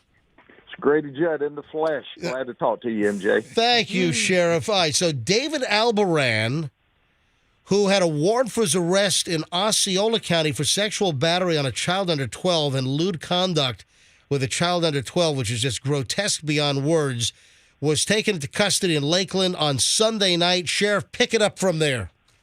Well, here's what occurred. We got a tip, and they said, hey, he is in the area of Country Haven Drive. Well, I guess he thought it was a haven hiding from law enforcement. But even though these warrants had been out a little over a year, he was on America's Most Wanted last week, and he made a fatal error, and that was by coming to Polk County. So our detectives and deputies surrounded the house. It was late Sunday. And all of a sudden, the silence of the night was shattered by someone scurrying around in the backyard in a shed. Our deputy said to himself, Self, I believe we have criminal conduct afoot. And that's when our canine found this young man of 51 in the shed. Now, I always love the names of the canines. Do you know the name of the canine that tracked them down? I don't know the name of this canine, but he will bite you if you run. Yes, they will. And so he said his name was Jose Rodriguez. Well, we looked at him, and he didn't look like Jose Rodriguez. Right. He looked like Davey Albaran. Yes. So we got our fingerprint scanner out, and sure enough, once we confirmed it, he said, yeah, I'm the one you're looking for. He ran for over a year. But you know when the community gets involved, when they see something or hear something and they say something, we catch more bad guys. So we're really, really excited about the opportunity to take this guy into custody. And now he is in Grady Town waiting to be extradited to Osceola County. I love it, in Grady Town. Now, the tip came from, did it come from a friend or a relative that he was lingering? Well, we never tell who the tips come from. Gotcha. However, his adult daughters are on TikTok and Orlando television bragging that they have been searching for him for over a year. And so we are confirming what they said, and because it's okay with them. In fact, they want it said. They're on TikTok celebrating. Yeah, because Olberan's daughter, her name Anna, she said that she wanted her father in jail behind bars. And, Sheriff, she even created a social media account which detailed what this abhorrent father did to her when she was 12 years old.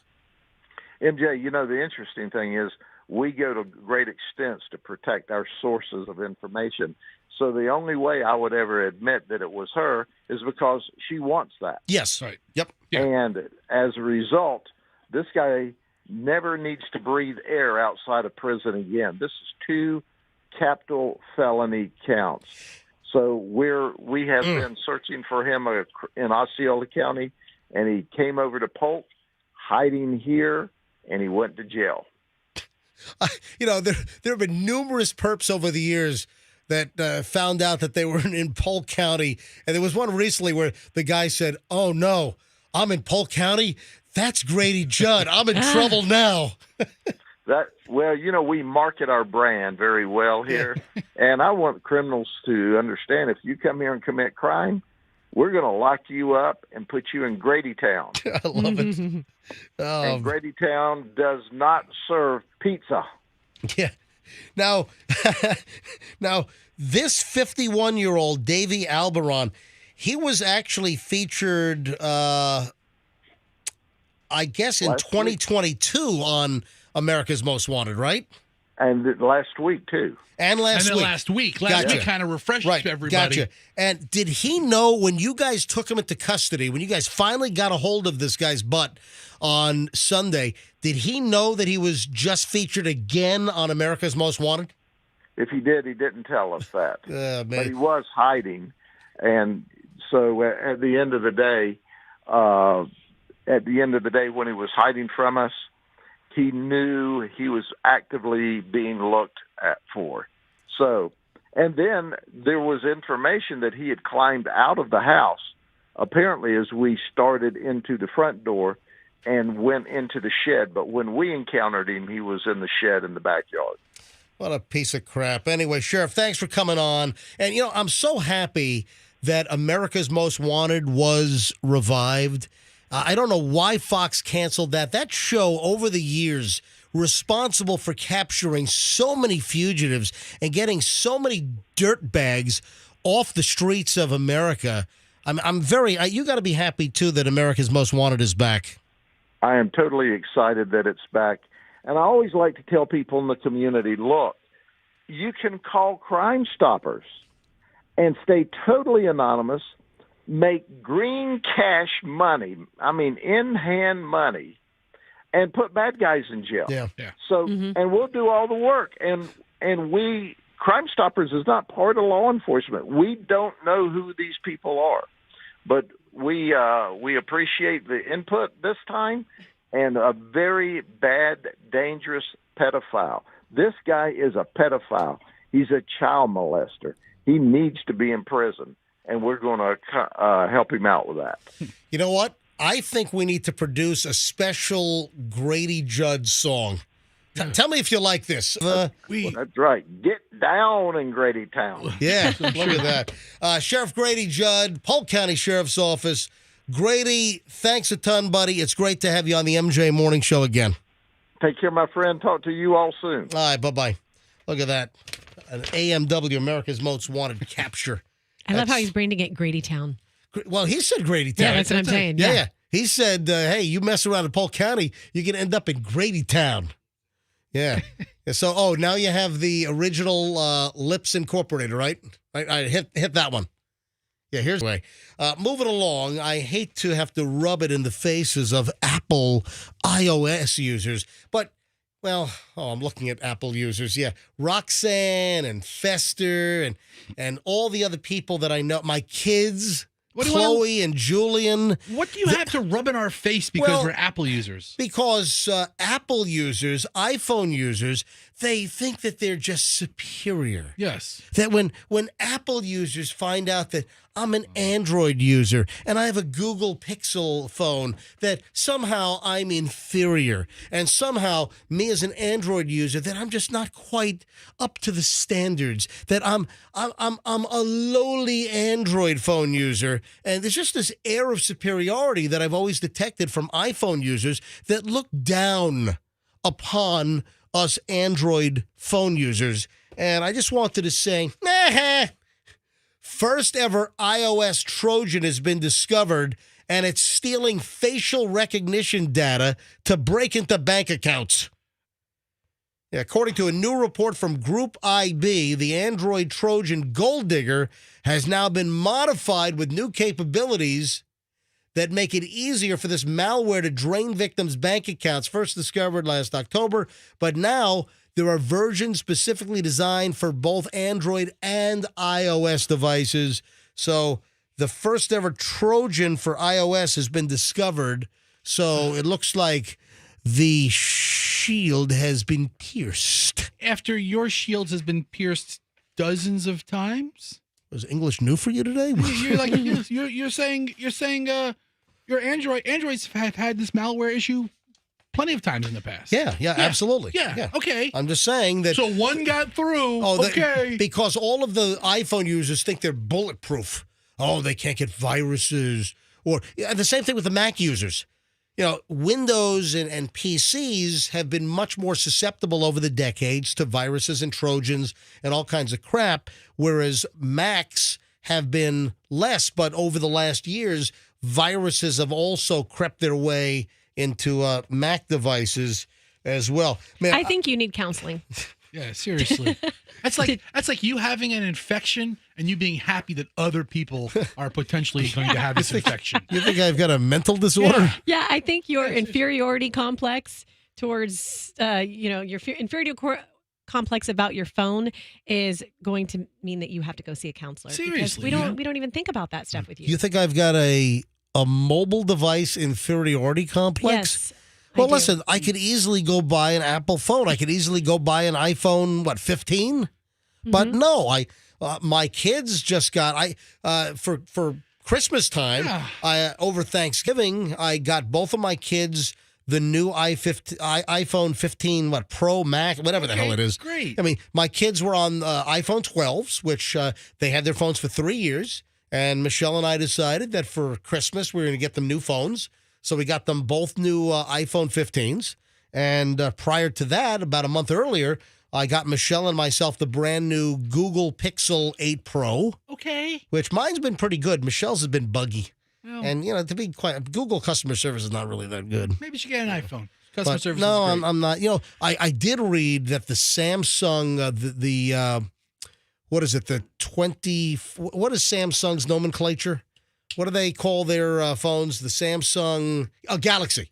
Yeah. So I read something like the Galaxy 24, and this is fresh. This is brand new.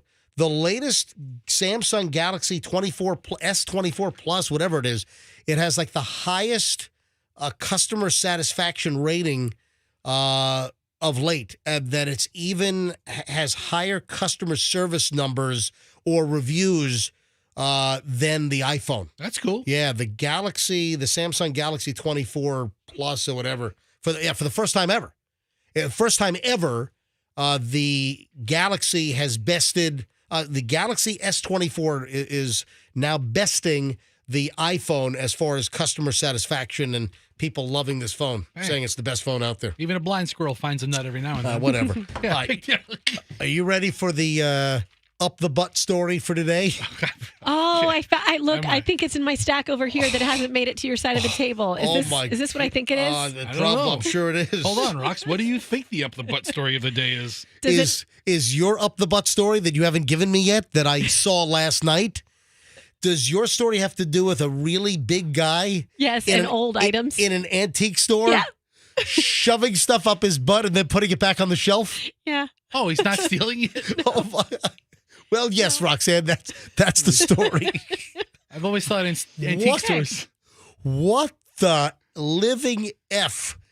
A guy in Texas has been arrested after officials say he was seen inside an antique store placing items in his rectum and then putting them back on the shelf. What? Yeah, I've always thought antique stores were full of crap, but this is next level stuff. This story is like we're near the end times. This doesn't even sound civilized. Has he been arrested? Yes. Okay. Constable Mark Herman's office in Harris County received several calls on February 15th about a man inside an antique mall in Spring, Texas. The man was seen taking items from multiple vendors and placing them in his rectum. Then he would pull the antique item out of his butt and then put the item back on the shelf. I mean, what is twisted in this guy's mind that is causing him to go to an antique mall? You've been to those antique malls. Absolutely, yeah. Different vendor booths. Yeah, exactly. So Michelle and I like to hit these. You know, where were we recently? We were in Frisco, in Colorado. Okay. So Christmas time, you know, driving down mountain from Vail to then head to Denver International. I love a good antique store. Listen, we typically stopped in Idaho Springs, we stopped in Frisco, and we typically, when we go to Vail and we leave out of Denver versus Eagle, we typically will go the night before, because then, listen, once we ski for the day or we get out of there, I don't need to pay Vail rates for the last night, just overnight. So we get the hell out of there and we head down to, you know, one of the much cheaper hotels on Tower Road off of Pena, right near Denver Airport. And we went the day earlier. We had time. We're driving down I-70, and we stopped at a couple of places, including Frisco, a couple of antique malls, and you know these places where they have, you know, again, like you said, all these little vendor booths, and they have all the individual stalls, and you've got different antique sellers. So this guy is in an antique mall and he's grabbing just antique items. Obviously, they had to be of a certain size. He wasn't going to stick a 1917 Victrola up his ass, you know? I mean, if he could, he would. But yeah, I mean, he was wearing a kilt. Did you mention that yet? Well, no, I'm about to. I'm sorry. I'm about to get to that. I just saw the still images of the footage. I'm like, he's wearing a skirt. Yes. Wait, no, it's a kilt. The man was seen taking multiple items, placing them in his rectum, according to the police. Then he would place those items back on the shelf. The man was seen on surveillance footage grabbing items off the shelf, putting the items up his kilt. Up his kilt and up his keister. Yeah, right? Exactly. So I guess he wore a kilt for easy access? Right? Shoot access. I mean, right there. I mean, that's the appropriate garment to wear if you want to quickly insert and exit stuff. The items were disposed of. So the items that he shoved up his butt were identified and then were thrown away. I would imagine, you know, if these are nice antique items, you could probably, you know, clean them, sterilize them. Look at this. The dude sticks up one leg. Ew. This is the original social media post where the guy outed the video. Oh, I know.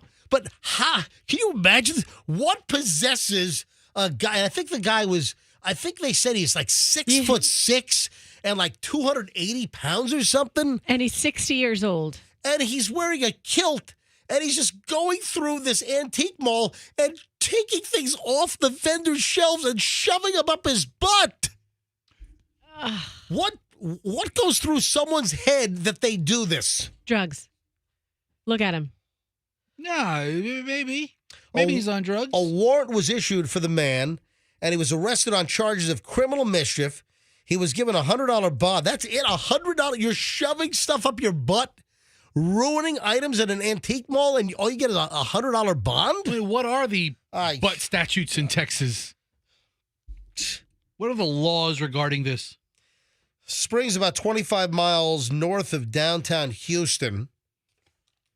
I mean, this guy clearly has got some serious psychological problems here. I mean, he didn't steal anything, so you can't get him for theft.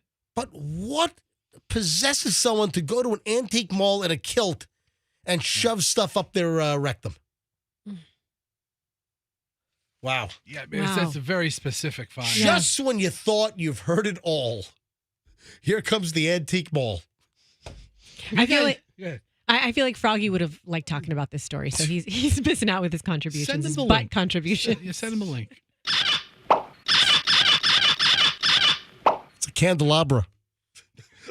It's time to play. What, ladies and gentlemen? It's time to play. What the kilt-wearing man shoved up his butt in the antique mall. Okay, here's item number 1. Name that item, Roxanne. A lead pipe in the antique mall up his butt. It's not a hardware store. Why would there be a lead pipe? No, I'm playing Clue in the antique store. No, what a terrible That's guess. really awful. Come on. All right, Fester, it's time to guess what antique item did the man shove up his butt? What was that? A Franklin Mint Princess Diana plate. Yes! Yes!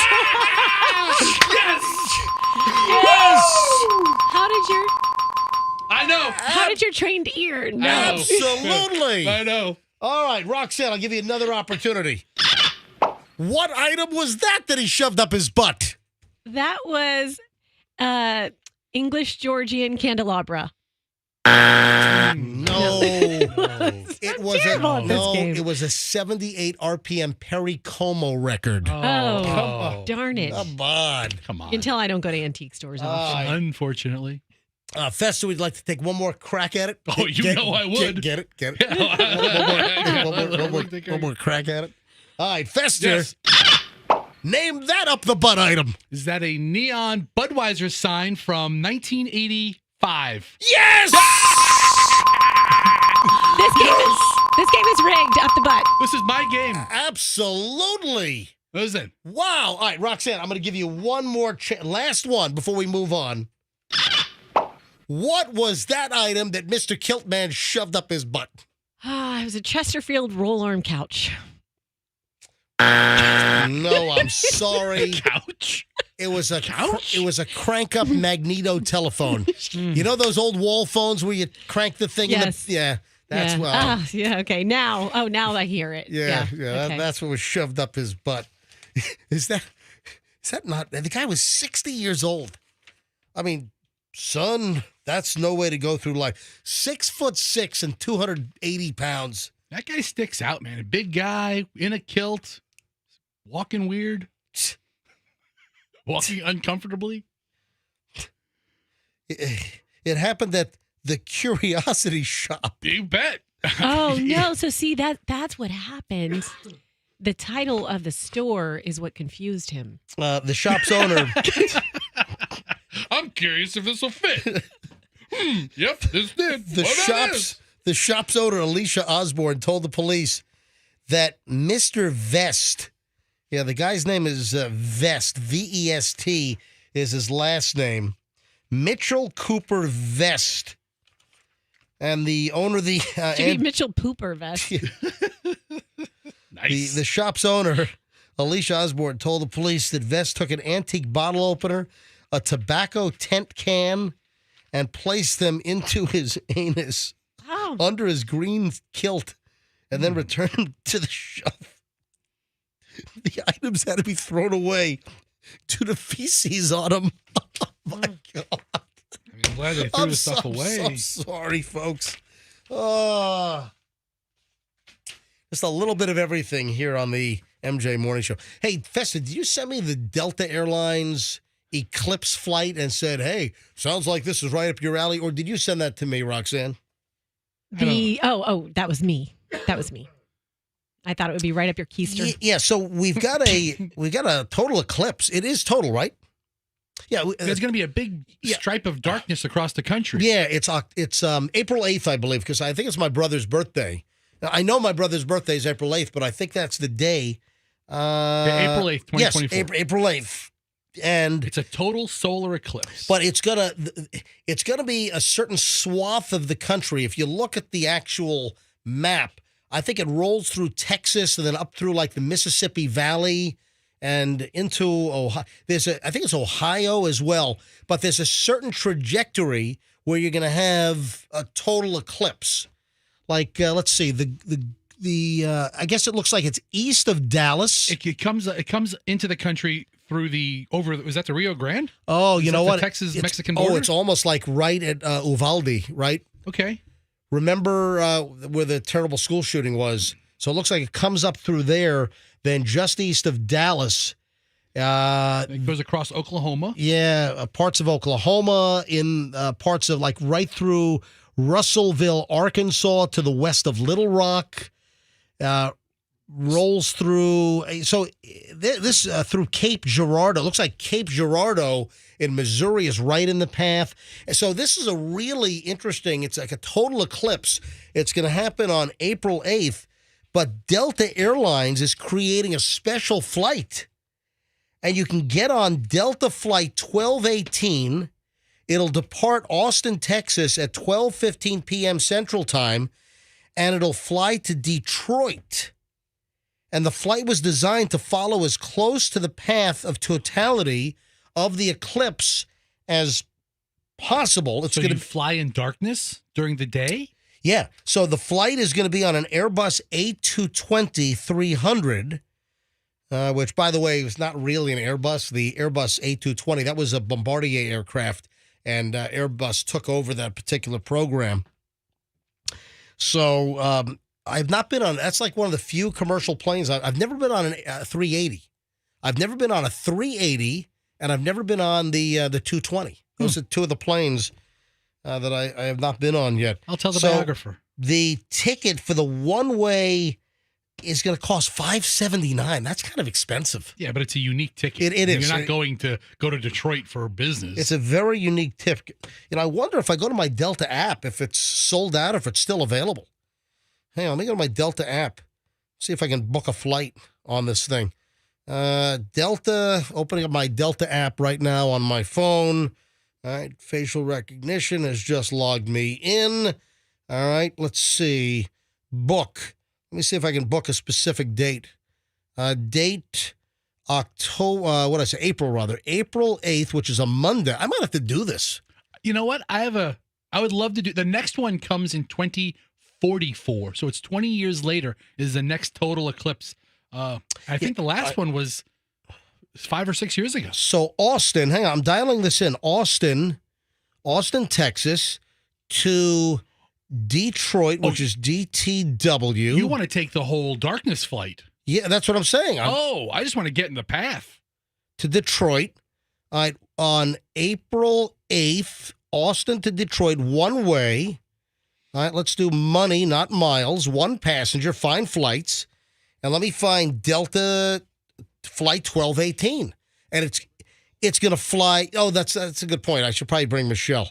So yeah, take your wife. It's going to leave at 12:15. Did I say 12:15 p.m.? Oh, here it is. Oh, my God. It's now up to $1,129 a seat. So, Mike, look at this thing. 12:15 to 4:20, Austin to Detroit. Main cabin now from $1,129. Let me click on this. Wow. Let me check the seats. Let me see how many seats are still open. Yeah, probably. Oh my God! Look at this. There's only 1, 2, 3, 4, 5, 6, 7, 8, 9, 10, 11. There are 13 seats that are left open. There are a couple of X'd out, which those might be gate control or whatever. But right now, there are only 13 seats that are still available on the Eclipse flight, and the price was at $579. Now the cheapest seat you can get is $1,129. So all the first classes are sold out, or the business class. These are only coach seats. and it's $1,129. Holy crap. Wow. Yeah, I'll hold it up to my, I don't know if you can see it. Oh, I believe you. Yeah, it's on my Delta app right now. So this story's out of date. Much more expensive. I might consider it for $579. I'm not going to do it for $1,129 or whatever. Yeah, that's crazy. It's pretty significant jump. All right, you saw that Travis Kelce now is trying to go the route of The Rock. Do you know what this means? Wrestling.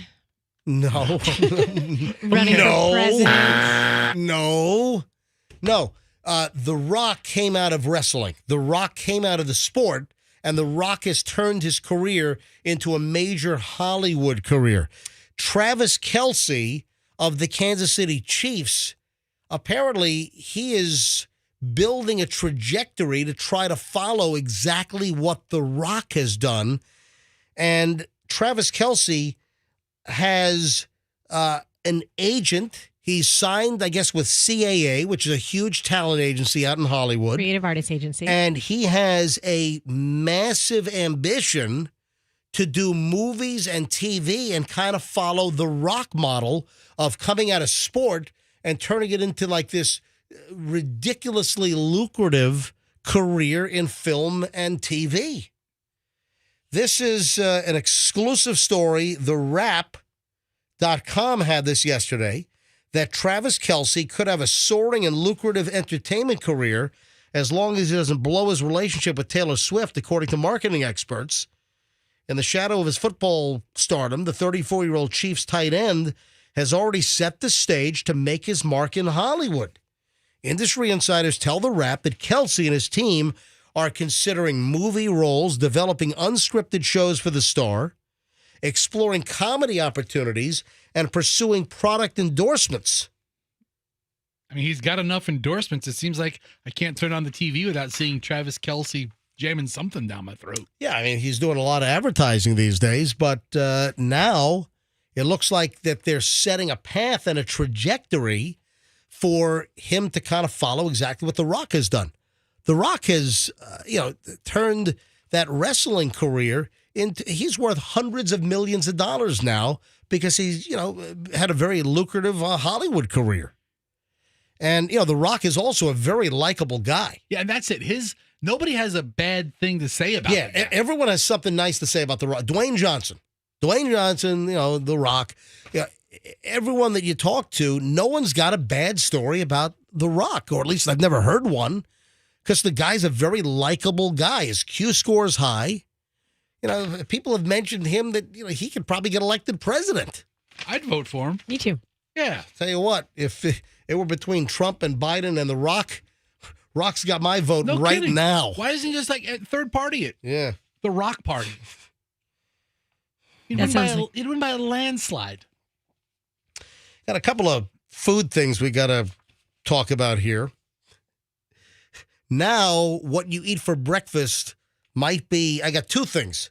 What you eat for breakfast, we might have been misled, and what you actually chowed down on might be much worse than what you can imagine. So the latest now, a new study published in the journal Nature Metabolism, suggests that eating too much protein, especially at breakfast, is bad for your arteries. Oh, I'm so sick of this flim-flammy jerking us around. It's good, it's bad. This is another one because lately I've been hearing that you should eat protein for breakfast. It is good for your blood sugar. Yeah, protein in the morning, right. Our study shows that dialing up your protein intake in pursuit of better metabolic health is not a panacea. You could be doing real damage to your arteries. Senior and co-corresponding author Babak Razani, MD, PhD, professor of cardiology at the University of Pittsburgh, said in a statement. All right, Babak.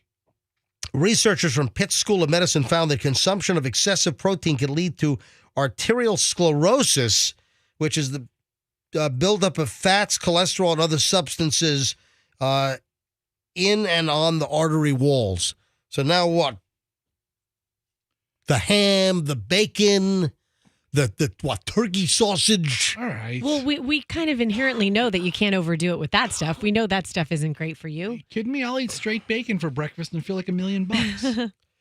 If more than 22% of dietary calories come from protein, it can lead to increased activation of the immune cells that play a part in blood plaque So now too much protein at breakfast and specifically breakfast. You might be eating artery-damaging amounts of protein for breakfast, according to the new study. Okay, let me tell you something. I think this is I think this is like I have a conspiracy theory. Yep. This is just a big push by the people who don't want us to eat protein anymore and don't want us to eat any animal products and just want us to eat grasshoppers and snails and stuff like that. Well, maybe not even snails. Because I read so much health-related information about getting older and aging and what our body needs. And protein is at the top of the food chain to build muscle. But guess what? What?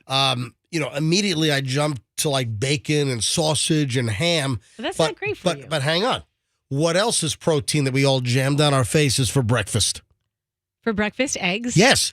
So they're saying also that too much egg consumption also adds to this too much protein for breakfast, or artery jamming, clogging possibility. I got news for you. Too much anything is not good for you. So too much eggs, I believe it. But how about a little mix your diet up, have a lot of protein. I was also reading the other day, I was just curious about this. This is what Roxanne does in her free time. Yeah. I was curious, how often does our blood replenish itself in your entire body? I have no idea. They say, I read this stat. They say every cell in your body is a new cell 7 years later. We regenerate ourselves every 7 years. But blood is, I think it's like a week or so. You'll get all new blood in your body. How do you think blood is made? How do you think new blood is made?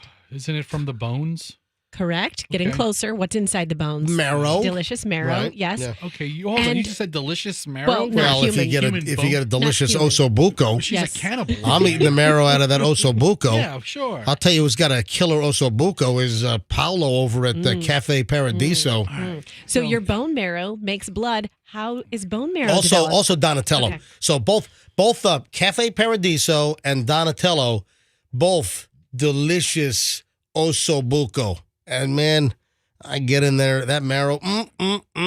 Anyway, where was I? I don't know. I was just saying that. Roxanne's talking about the creation of blood, and I want to bash my head against a microphone. All right, so let's move on. Yeah. No, bone marrow makes blood. Okay. Protein makes bone marrow. I'm tying it all together. This has been the Science Hour with Roxanne. There we It's go. been the science 60 seconds. It might make you smarter. Then the second food item, now there's a health warning over fortified breakfast cereals. Huh. So now they're saying that a vitamin added to breakfast cereals and pasta and bread, scientists find that this may be a significant driver of heart attacks and strokes, and it's niacin. Niacin is added to fortified food as a common B vitamin. Okay. Haven't you seen for years fortified with 8 vitamins and minerals and niacin and this and that? And I always thought that niacin was good for you. Now they're saying that you could have too much niacin and it could be contributing to heart attacks and strokes. How come I've never heard of somebody having a stroke over a bowl of Fruity Pebbles? It's okay. Thanks. All right, I'm calling BS on this story. Let me eat my bacon. Let me eat my Captain Crunch, and let me just die. I'm moving on. I've segued now. Oh, all right. So this next item I'm calling BS on. This woman named Shelby is on social media, of course. Man, the crap that shows up in my social media. I'm not on TikTok because TikTok, as you know, is a Chinese data collecting spy operation, and you're nuts if you got TikTok on your phone because they have access to all your crap. Just like the Temu shopping app. If you got Temu, which that's the way you pronounce it, but people call it Temu, but the commercial says Temu. If you have that app on your phone, you're crazy. You're out of your mind. Get that thing off your phone. But back over to TikTok. Again, this Shelby's on TikTok, And she shows that she lives in a tiny, tiny home. And her claim is that she keeps her cat's litter box in her bed. Oh. What the? Were you serious? Ooh. And their little paws come out of the litter box and get the litter. Ugh. How nasty is that? Oh, wow. Don't cats have all kinds of parasitic junk in their stuff? Well, they do tell you when you're pregnant that you're not supposed to change litter boxes. Ugh. I don't believe it. Do you think for a minute this woman really sleeps with her cat's litter box in her bed? I mean, people are crazy. I mean, I'm sure somebody on this planet does. The junk that shows up. I had a video that popped up. I guess this woman's like this kind of like dry comedian, or she tries to put on this really dry deadpan humor. And this video pops up in my Instagram scroll, and she's making toast. And she's like, and you can even make 2 pieces at a time. And you put the toast in the machine. If you want, you can put 2 in, and you push this lever down. All right, we get it. And then when the toast comes out, and it's all burned, and then she puts it on a plate, and you can spread butter. So is and it supposed to be like comedy or something? Yeah, it is, but it's awful. And then it's got like a whole block of hard, cold butter that she's trying to smash on there with a spoon. Who thinks this is funny? It's not. Why is this in my feed? Get this crap off my feed. It's just everyone's trying to become like a social media star. This is indicative of the downfall of society. I got to be quite honest. If you haven't been to MJ's Instagram lately, you don't know what you're missing. Oh, did I tell you guys when it comes to Reels, be it in TikTok or on IG, what the Reels are IG. That's right. Reels are IG, TikTok or whatever they call those idiots. I think they're called tick schmucks. It's the same principle, though, right? Yes. You go down. It's the same principle. The short videos, right? They have them on YouTube as well. Yep. Have you heard why those are so addictive to us? Why we can't stay away from them? They call it the Dorito effect. Yeah, I had a story on that the other day. You can't eat just one? Actually, yeah, I had that. Yeah, well, somebody just came up with the name. It's not like scientifically proven. Somebody just said, "Oh, it's the Dorito." It's an analogy. Yeah, I kind of passed on the story because I thought it was goofy. But go ahead. Well, it resonated with me, and we're going to talk more about it on Middays today on Q105, so get ready. Yeah, you can save that material for Middays on Q. I kind of passed on the Dorito story because I thought it was like, it's a reach. I related to it because what happens when you eat Doritos? Well, you got to keep eating them. And you never get satisfied. Exactly. Well, that's the same thing. Yeah, I did see that story, and I kind of just, but why don't they call it the meth effect? Because, because eventually your teeth fall out watching all these reels. Right. And you take apart the copper wires in your home. Yes. All right. Thank you, Roxanne. Now, something else that I did see which caught my attention. Popcorn brain. Okay. Is that when you just are a voyeur and you just like to, the popcorn eating meme? Hey, Andrew, do me a favor. Can you go to YouTube and find me a good popcorn popping sound, if you'd be so kind? Thank you. Oh, yeah. Yeah, what do you think popcorn brain is? Somebody who just spouts out ideas without really thinking about them and just like quick rapid fire. Can't control themselves. I'm going to go opposite you, Fester, and I'm going to say it's when someone just sits back and watches everything like the popcorn eating meme. Ooh. Like, I'm ready for this show. I'm here for the show. I'm here for the show. Okay. Is that kind of brain? Popcorn brain refers to the tendency for our attention and focus to jump quickly from one thing to another, like popping popcorn kernels, just like this. That's popcorn brain. Okay, that makes sense. Social media has caused our brains to get rewired because we're always flipping and clicking and scrolling and you'll have people that'll sit. And my daughter's guilty of this. I got to talk to Chloe. Quit doom scrolling. You just scroll through these reels, and I've deliberately stopped myself. I'm like, listen, I'm not scrolling through these damn reels. But people will sit there for an hour, and they'll just keep scrolling through these reels, and you got all these people that are trying to become content creators, and there's just all kinds of garbage on social media. Now, I like the dash cam stuff. When you see, car wrecks and idiots. Okay. Now, that stuff I like. All right. I like the dash cam stuff. All right, macabre. But the folks that are just creating stupid things like a girl trying to show us how to make toast, that's just dumb. Then scroll on. It's not for you. I mean, some people might find it funny. Everybody's different. I'm sorry. I want to make 2 points. Number one, if you ever tell yourself, you know what? Number one. Yes. I'm too busy to get XYZ done. Just take a day off of social media. You might actually get it done. Whoa. We're all guilty of that. And point number 2, I already forgot. No. Oh, what you were saying earlier, the popcorn brain. I've been saying this since Facebook came around. It's like, how can my brain process, I'm so sorry to see that Susie had to put her dog down. Oh, poor thing. And the next thing is like, ha, ha, ha, a funny joke. Someone gets their head stuck in a paint can. And it's like, what's wrong with our brains that we're going from laughter to sadness, sad, mad, indignant, like we're all over the map when we look at this stuff. I like popcorn brain. I passed on Dorito brain or the Dorito effect. If I would just cancel that from the midday show. You don't need that. No, we do. I teased it. I promised the midday listeners. He's going to deliver. The Dorito story, it's just shallow.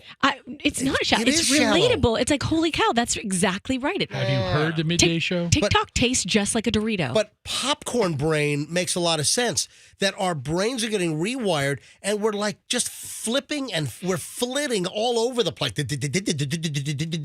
like popcorn. And that's what popcorn brain is. And by the way, it wasn't new. It's not a new term. It was coined in 2011 by University of Washington researcher David Levy. But mental health experts are sharing new ways to combat the phenomenon as our lives become more digital. And all of these digital and social media platforms, it's exacerbating this popcorn brain phenomenon where we're just bouncing around. We can't focus. We're all over the freaking road, like popcorn. Not just, focus problems, but like emotional problems going from one extreme to the other. It's probably not good for us. We should probably spend a little more time on that friend whose dog passed away. Whatever. Right? Please, let me scroll to this latest meme.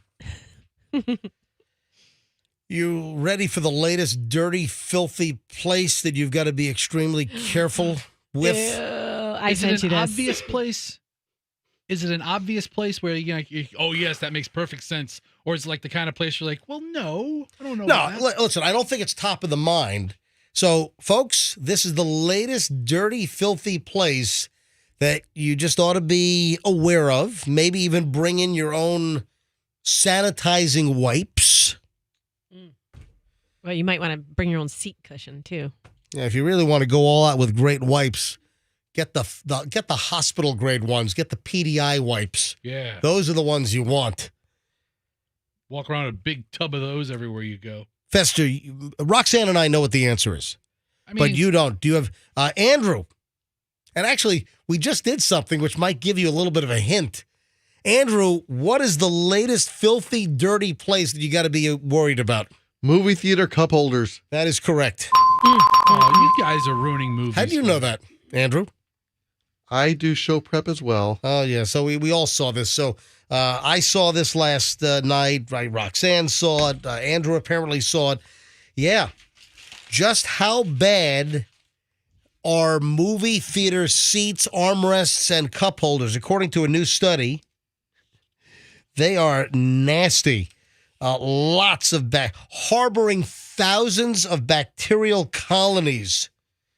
Yeah, cup holders are the worst. They're a breeding ground for significantly more bacteria than the average toilet seat. Dude, that makes a lot of sense. I mean, when was the last time a movie theater was completely disinfected? Yeah. I mean, you watch the movie, somebody might come and sweep up the floor in between the showings, and then that's it. They don't wipe everything down or spray it down. So just a little heads up, toilet seats get cleaned, but apparently cup holders in the movie theater seats are not cleaned that often. I told you about my horrific, dirty movie theater story, right? No. I went to watch a movie. I would say this is about 15, 16 years ago. Do you remember the movie? Pan, was that? Oh, Pan. Pan's Labyrinth. Pan's Labyrinth. Right? Yeah. Yeah. Let's see how accurate I was. 2006. And so Michelle and I, we saw 2 movies over the weekend. I've got to talk about those in just a second. Go I saw ahead. you talking about those on IG. Yep. Okay, so I went to see Pan's Labyrinth long time ago, and I was wearing white pants, and I had a bottled water, and I just somehow the whole bottled water dumped on me in the seat, right? Oh. So I stood up to leave to go home. Do you know my white pants were like brown? Oh, man. You see what I'm saying? Yeah, because the wetness got into the cloth seat. Yes. And then the wet seat then transferred all the dirt and grime onto your white pants. It's disgusting. And it looked like you pooped your pants. Yes. Mommy, look, that lady pooped her pants. Is that Roxanne Wilder from the MJ Morning Show? She's got poopy pants. Exactly. That's what it looked like. When was this? 2006. And you went to see Pan's Labyrinth? Yes. Whatever the hell that thing was? So I've never Or was it The Life of Pi? I thought that movie was about baked goods. I thought it was about 3.1415. Yeah, that's what I thought it was about. All right, so Michelle, so careful in the movie theaters. I'm not saying don't go to movie theaters. People like going to the movies, but bring a steam cleaner and bleach with you. Seriously. Bring a gallon of bleach and just dump it over your whole seat. Or just light the thing on fire. Just kind of burn. No, I'm kidding. Don't light a theater on fire and tell them you're headed on to show. I'm kidding. I'm joking. But just a heads up, the bacterial count on the cup holders in your movie seat in the theater apparently is just nasty. Now, before we end an hour and 20 minutes plus of nonstop MJ, I want to share with you fine MJ Morning Show listeners 2 movies that Michelle and I saw over the weekend. Now, we're in the midst of, going through as many of the SAG-AFTRA nominated television programs and movies that we can get through because I think my vote is due on, February 24th. And that's for the SAG Awards? Yeah, it's for the SAG-AFTRA Awards. Okay. And I'm a SAG-AFTRA member, being from the radio. I'm from the AFTRA side, and of course SAG-AFTRA, the Screen Actors Guild merged with the American Federation of TV and Radio Artists, and that became SAG-AFTRA. So I'm a card-carrying SAG-AFTRA member, and in turn I get to vote for the awards. And they send out the screeners on DVD, or there are it's a digital code to be able to watch online for all of the nominated TV shows and movies. So we've already seen a number of the movies. We've seen Oppenheimer. Obviously, we saw that a couple of times in the theater. But there are some of the movies that we have not seen. And I'm telling you right now, there are 2 movies that Michelle and I watched because I had the DVDs from SAG-AFTRA that showed up in the mail. There are 2 movies we saw over the weekend that were just phenomenal. And folks, I'm telling you right now, this movie blew me away. I didn't know what to expect. It was, when you see a movie and it just surprises you and like, oh my God. And during the course of watching the movie, you keep saying to yourself, man, this is a good movie. This is a good movie. I'm really liking this movie. This is a good movie. The first one we watched was... Let me guess. What? Was it The Holdover?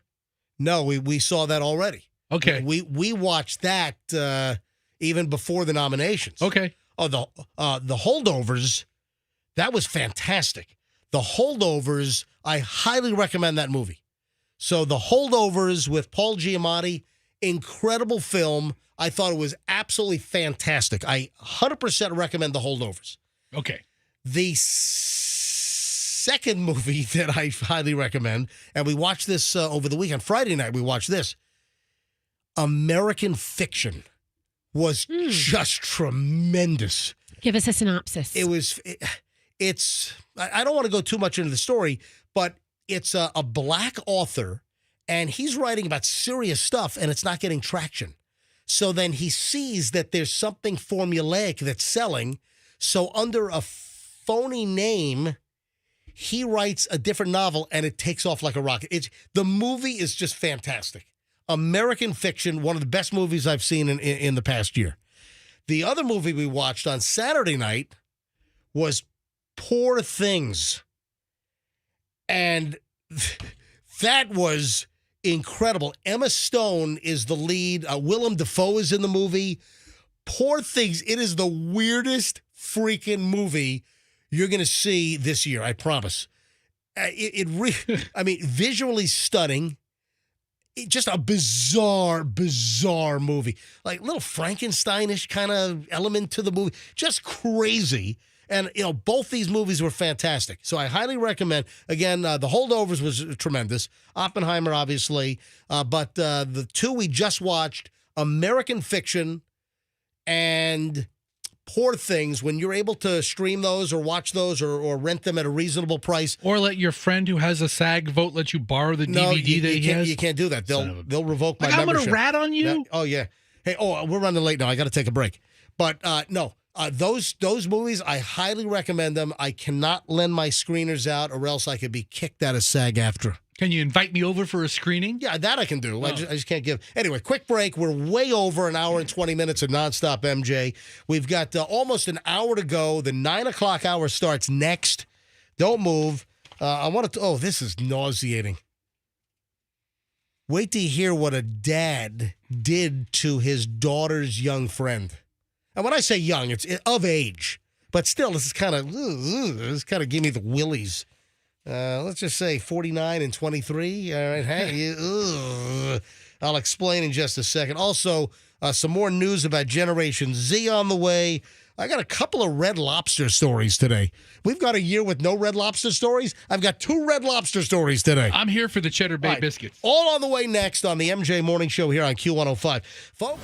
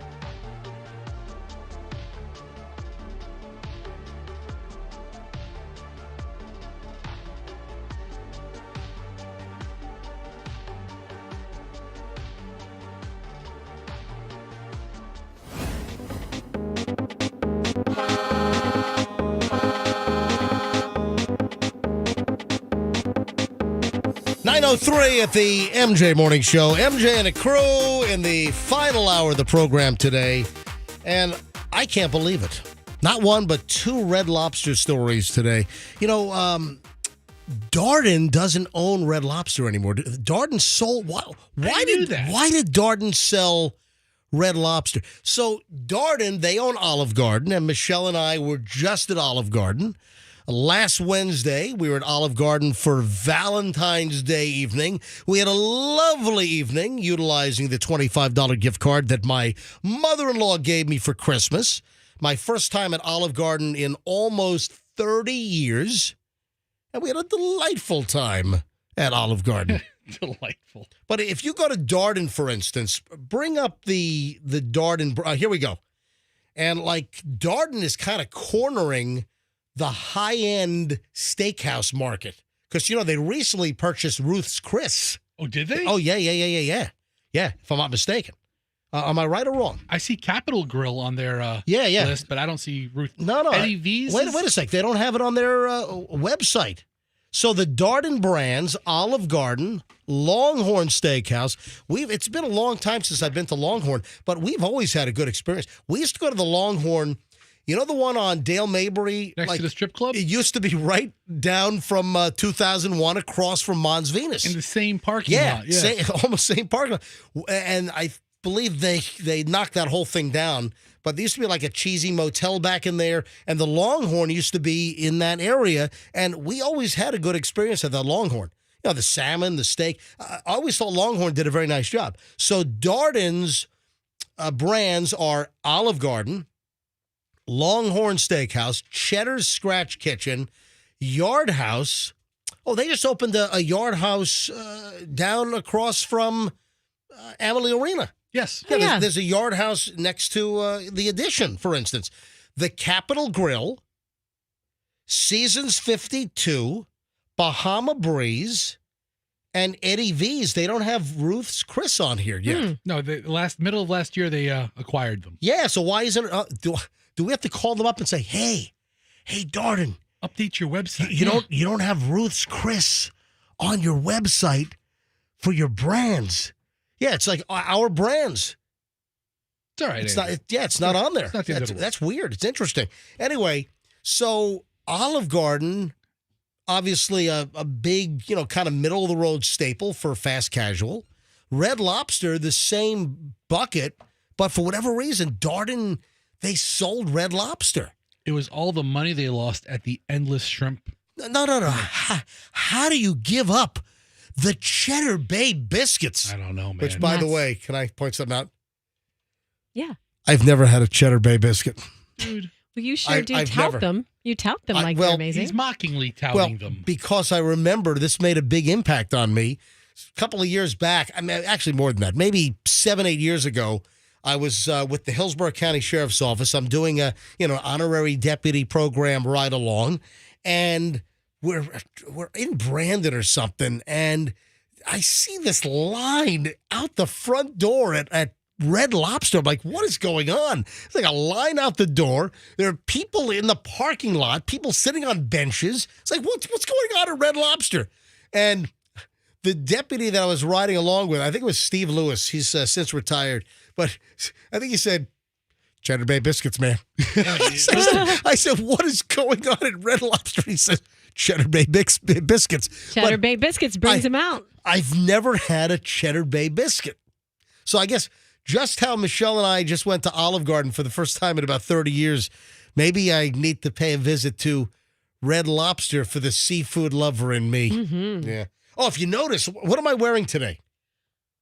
Deodorant. No. Your armpits aren't sweating. One of your Clam Shack shirts? Yeah, I'm wearing my Bob's Clam Hut shirt from Kittery, Maine. And there's one thing I'm going to miss about Chloe graduating from UNH. I actually missed it. The whole year that she was at St. Andrews. You didn't go up there. In Scotland. We didn't go up there, exactly. For your clams. And one of the things I loved about going to visit Chloe was the whole belly Ipswich clams. You have got the clam box in Ipswich. You've got JT Farnham's in Essex. You got the Clam Hut up in Kittery. You're well versed on your clams. Oh, man, whole belly fried clams are amazing. And I'm not going to be getting up there anymore. And I said to Michelle, I'm like, Michelle, Chloe has graduated. Am I ever going to have whole belly fried clams again? And, somebody did mention, and I've got to get over there, but there's a Boston-style seafood joint in South Tampa. Mm-hmm. And I guess they have whole belly fried clams on the menu. And I haven't tried them yet. I'm just hoping that they make them like the famous clam box in Ipswich or Woodman's or. Are you talking about Taste of Boston? Yeah. So it's in the park. Yeah, I haven't. It's in Ballast Point Park. I know I haven't been there yet, but people have said, "Hey, MJ, if you like whole belly fried clams, there's a place called Taste of Boston, and it's in South Tampa on Inner Bay, in Ballast Point. You literally have to park in the city park or county park. Really? And then walk to the stand. Yeah, it's right by the pier. But I guess I just got to go try it. But I mean, I am so in love with the real deal, famous whole belly clams from places that have been around since like the 1930s and 40s. I'm hoping that this Taste of Boston in South Tampa, I'm hoping they're making the clams the way I love them. Did you talk about the Red Lobster story yet? No, I'm getting to that right now. Do you know Red Lobster trivia? Yeah. Do you know where the first Red Lobster location was? In Baton Rouge, Louisiana. Ooh, you'd think. Where? Lakeland, Florida. Are you serious? Yep. Well, Darden, I don't know if they've always been based in Orlando, but isn't Darden based in Orlando? They are now, and it was opened up by Bill Darden in 1968 in Lakeland. I didn't know that. The first Red Lobster in Lakeland? Wow. So 2 Red Lobster stories. Fester. Yes. You can win 2 hours of free lobster in Red Lobster's endless giveaway. Oh, my God. How much damage can you do in 2 hours on lobster? I bet you I could eat 10 of them. Red Lobster has announced in a news release that it's offering 150 customers across the country pick me. The chance to enjoy endless amounts of lobster, compliments of Red Lobster, starting Tuesday, February 20th. That is today. And while supplies last, U.S. residents will have the chance to win 1 complimentary 2-hour seating to enjoy lobster served endlessly with 2 sides and Cheddar Bay biscuits at the Red Lobster of their choosing nationwide. Red Lobster says the offer will include up to a maximum of 12 1.25-pound live Maine lobsters, followed by Maine lobster tails or Caribbean rock lobster tails with 2 sides. Beverages, tax, and gratuity not included. This year, we're thrilled to take our Lobster Fest event to the next level by sharing the endless lobster experience with 150. Is it too late? Because it's been the 20th since midnight. Have they picked the people? Well, here's the deal. We're 9 hours and 12 minutes into the 20th of February. Hold on. Exactly. Do I have to go to their website? Do I have to go into a store? How do you do it? All right, so... How can you win? Wondering how you can enter. According to the company, customers can check Red Lobster's social media channels on Tuesday. So X, formerly Twitter, Instagram, TikTok, and Facebook to see when the opportunity to claim the Endless Lobster experience goes live. All right, hurry up. Hurry up! Okay, I'm on their... Hurry up! I'm on their X page. Hurry up! The last thing that they posted... Here's what they posted yesterday. Yeah. Big things coming tomorrow. Stay tuned. All right. And then it has like, hold on. Look at all these lobsters. This is just a video. Yeah, so when are they making it live? Big things coming tomorrow. That's today. Stay tuned on 2:20. Play the audio. I have the audio up. There's no audio. Yeah, I have the audio up. Okay. Oh, no. The damn thing got turned again. Yeah, keep your eyes on X tomorrow to get all the details about how to experience and set up for free. Listen, this is awesome. Yeah. Hang on. Hold on. I'm trying to dial in the internet pot, but it keeps changing in this damn place. So I have to sit here all day on the Red Lobster's Twitter channel and hope to be one of the 150 people? Yeah, apparently. Sounds like a deal. All right, play it again. I might have the audio ready to play here. Here we go. Go ahead. No, it's not playing. Maybe there's no audio on this thing. Fester, I gotta get this. I haven't been to Red Lobster in, I think, like 1992 or 1993. The last Red Lobster I was at was the Red Lobster on Palm Beach Lakes Boulevard near Village Drive in Bear Lake. Okay. Really? Yeah. That was 1993. It was just before I came to the Power Pig. And I was doing mornings on 95.5 WOVV. And it was a Red Lobster. That's the last time I was at Red Lobster with Michelle. It was like 1992 or 1993. Man, you really don't take her to good restaurants often. Yeah, what the hell's the matter with me?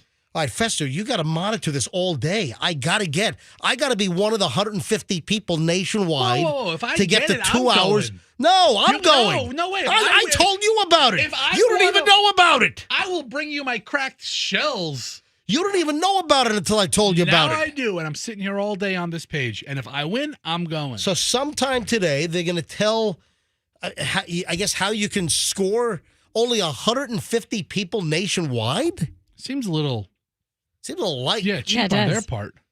Red Lobster. Psh. Should be like 1,000 people. Right, so that's Red Lobster story number 1. You ready for Red Lobster story number 2? Yes. A burglar broke into Red Lobster because he was thirsty. They do have a good bar there at Red Lobster. A thirsty burglar broke into Red Lobster for a drink. He's now been released after serving more than 6 months in jail. Ronald Eric Johnson, 36, of Summerfield, this is up near the Villages, was released earlier this month from the Sumter County Detention Center, where he'd been lodged since June 20th, according to the Villages News. He appeared in Sumter County Court this month, was sentenced to time served.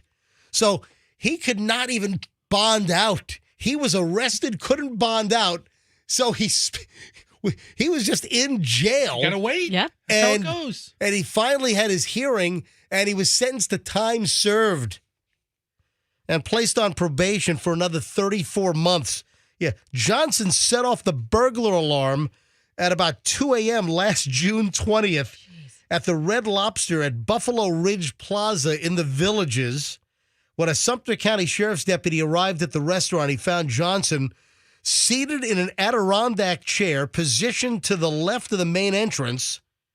Johnson was arrested in 2022 at the Holiday Inn Express in the Villages. He had a cup that apparently came from the bar area of the restaurant. He said that he was hoping to get something to eat and drink. He claimed that he pulled on the front door and it opened right up.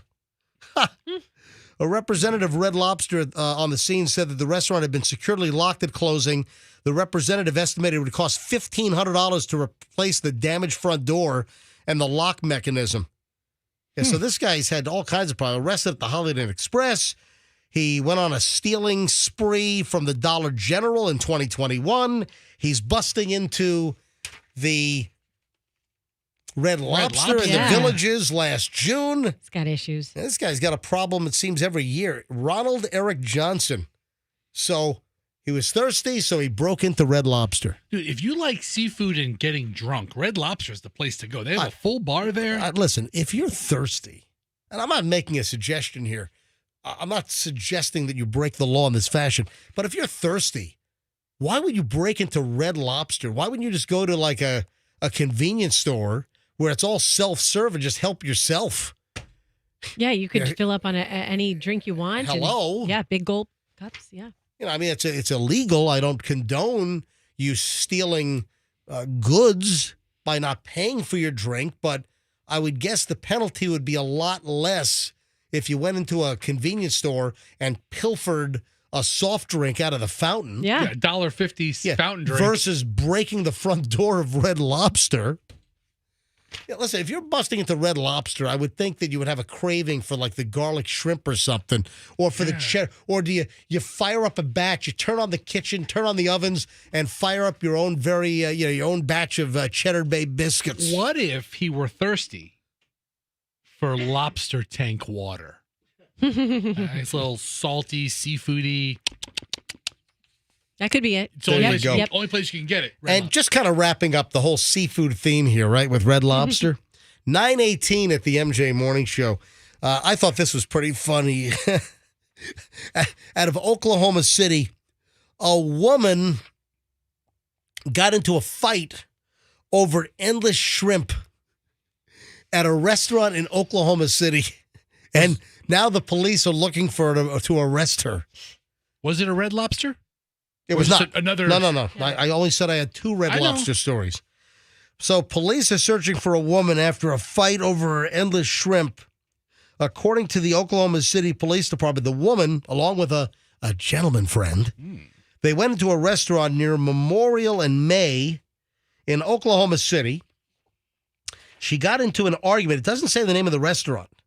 Listen to this. She got into an argument with the restaurant staff, something over the endless shrimp offering.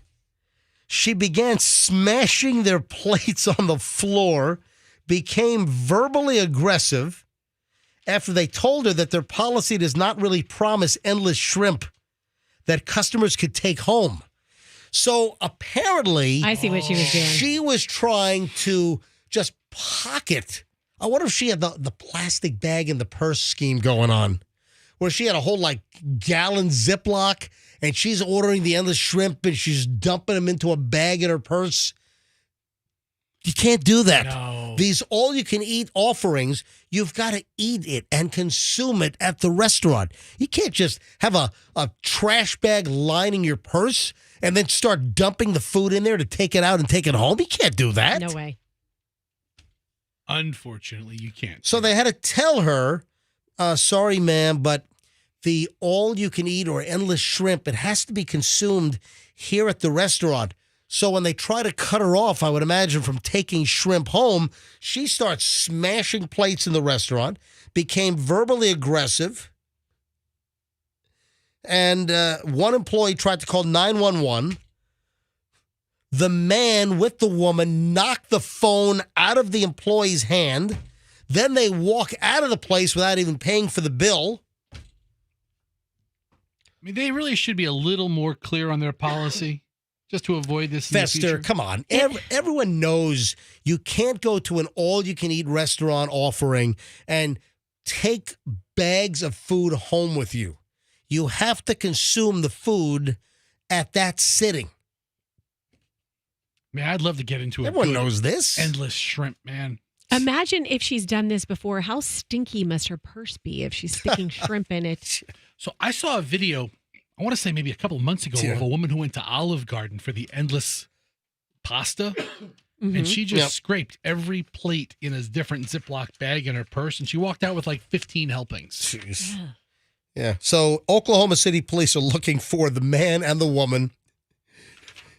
They have an image of her. So one of the employees snapped a picture of her sitting in the booth at the restaurant. I don't have the name of the restaurant. She's an older lady. Yeah. She appears to be in her late 50s, maybe early 60s. But who out there thinks that all you can eat means that you can fill up bags and take it home with you? You can't do that. You know, you talk to anyone in hospitality, you talk to anyone in the food service industry, they've seen everything. You deal with the general public, you see everything. Oh, yeah. That's crazy. The good and the bad. All right, final chunk of the MJ Morning Show on a Tuesday. Next, has Red Lobster opened up the lobster thing yet, Fester? Come on, monitor. You're not monitoring it. Monitor it. I've got a Facebook page now. Monitor. No, come on. Not yet. Let me know when it's coming. It's coming today. 2 hours of all-you-can-eat lobster.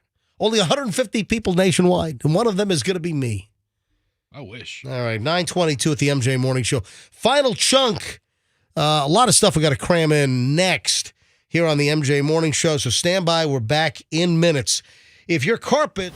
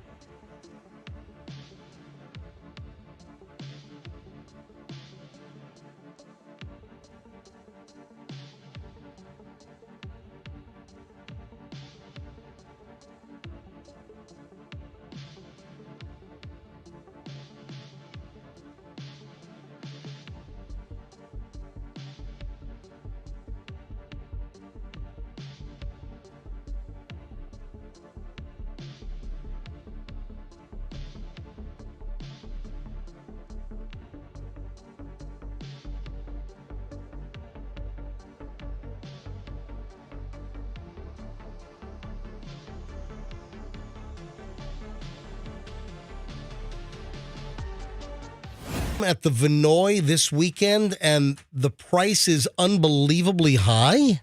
This is kind of nuts. So I was telling you that my friends are getting together. Yeah, start Okay. from the beginning and explain to the audience what you just tried to explain to me. And I was just kind of getting ready for this segment, so I only kind of caught half. But now you've got my undivided attention. Okay, so what's going on with Roxanne Wilder and the Vinoy in downtown St. Pete? Okay, check this out. So my friends, we want to go out to dinner this Saturday. We've been planning it for a while. On beach? Somewhere down there. Somewhere Yes. on Beach Drive? Exactly. Gotcha. I never do that. I never go to St. Pete. I have this kind of mental rule, like once I go home from St. Petersburg back to Tampa, I don't make it back this way, right? You only work here. You Exactly. So what, you don't want to play where you work? I just don't want to drive. I drive so much for, regular 9-to-5 job or Listen, whatever. Roxanne, St. Pete has some wonderful restaurant offerings. I know they do. It's Yes. disappointing that I don't ever do that. So I'm very much looking forward to this weekend doing that. And my friends, they all have kids that are older than mine, and they're all staying at the Vinoy. And they said, you guys should get a room down here. Well, we don't want to commit to it because we never know what we're going to do with those little, children of ours. How are we going to farm them out? Hey, you drug them, put them in a closet. Yeah, that's right. Yes. And I have a family member who just said, hey, I'll watch the kids. They can sleep over on Saturday night. Right. So I was like, great. Let me How see. many friends were you planning on? And what about Doug? Where's Doug? No, he's coming with. Yeah, it's couples. Couples. Yes. So you and Doug. Yes. And then how many other couples? 3 or 4. 4. So you're talking about hitting downtown St. Pete. Yes. Finding a great restaurant along Beach Drive or, in the vicinity. I think they've already booked one. I have to see which place one? it is. I don't know. Let me look through my old texts. But I went to book the Vinoy just to see, because now I have this offer. Hey, we'll watch your kids. Okay, then maybe we will get a hotel room down So there. you have dinner and Yes. then you have drinks and then maybe just walk to the Vinoy. Exactly. And then stay at the Vinoy. Stay at the Vinoy. Saturday night. Yep, they have a great brunch on Sunday morning, apparently. Right, yeah. And so that sounds like a great plan. However, I just looked at the rooms for Saturday night. Guess how much to stay there Saturday night? So just a regular room, maybe a king-size bed? The best lowest price they have available is a 2-queen room with a resort view. Okay. Hold on. Let me think about this. Hang on a minute. Did you make a AAA discount? Are you a member of AARP? Hold on a minute. Yes, give me the parameters again, please. The parameters are one night. Okay. February, Saturday, check-in. Check Okay. Out, okay. Check out Sunday. Okay. Do you want to know what the price is? Okay. Okay. $1,917. That's impossible. That's what it says. That's impossible. Are you on their website, or is this like some broker or? No. Remember when I did that? Yes. Oh wait, I think I am. What's the matter with you? Fester, call the Vinoy. Fester, get the Vinoy on the phone. Why? Hold on. Does my Google? What is wrong with you? Steer me. What are you on? Are you on some ripoff like reseller site? Fester, listen. Get the phone number for the Vinoy. Okay. Get the phone number for the Vinoy. I don't want to take part of this. My God. Listen. Okay, the Vinoy. The Vinoy St. Pete. I'm here. I'm the phone on their website. Right. So get the phone number. Oh my God! Do I have to? Look, you see the same side I'm looking. I'm looking the same let me thing go to the bottom here. Yeah. All right. Here. Pick up the phone. Pick up the phone. Do I need to dial? I'll dial for you. Okay. Hold on a minute. All right. 727-894-1000 for the Vinoy. All right. Here we go. Okay. Fester, pick up line 1. All right. Push the buttons. Get the front desk and ask how much a room is, a regular king bed Saturday night. Okay. How much is the room for Roxanne Wilder and Doug? And if you want, I can even, play the jingle. Roxanne Wilder and Doug. I'm waiting. You're on hold? Yeah. They picked up, and now I'm waiting for the next available. Roxanne, what is the matter? This is like the second time you've done this. Okay. What was the other thing that you screwed up? Comedy club tickets. Yeah, well, that's right. You were trying to get comedy club tickets. Which comedy club was it?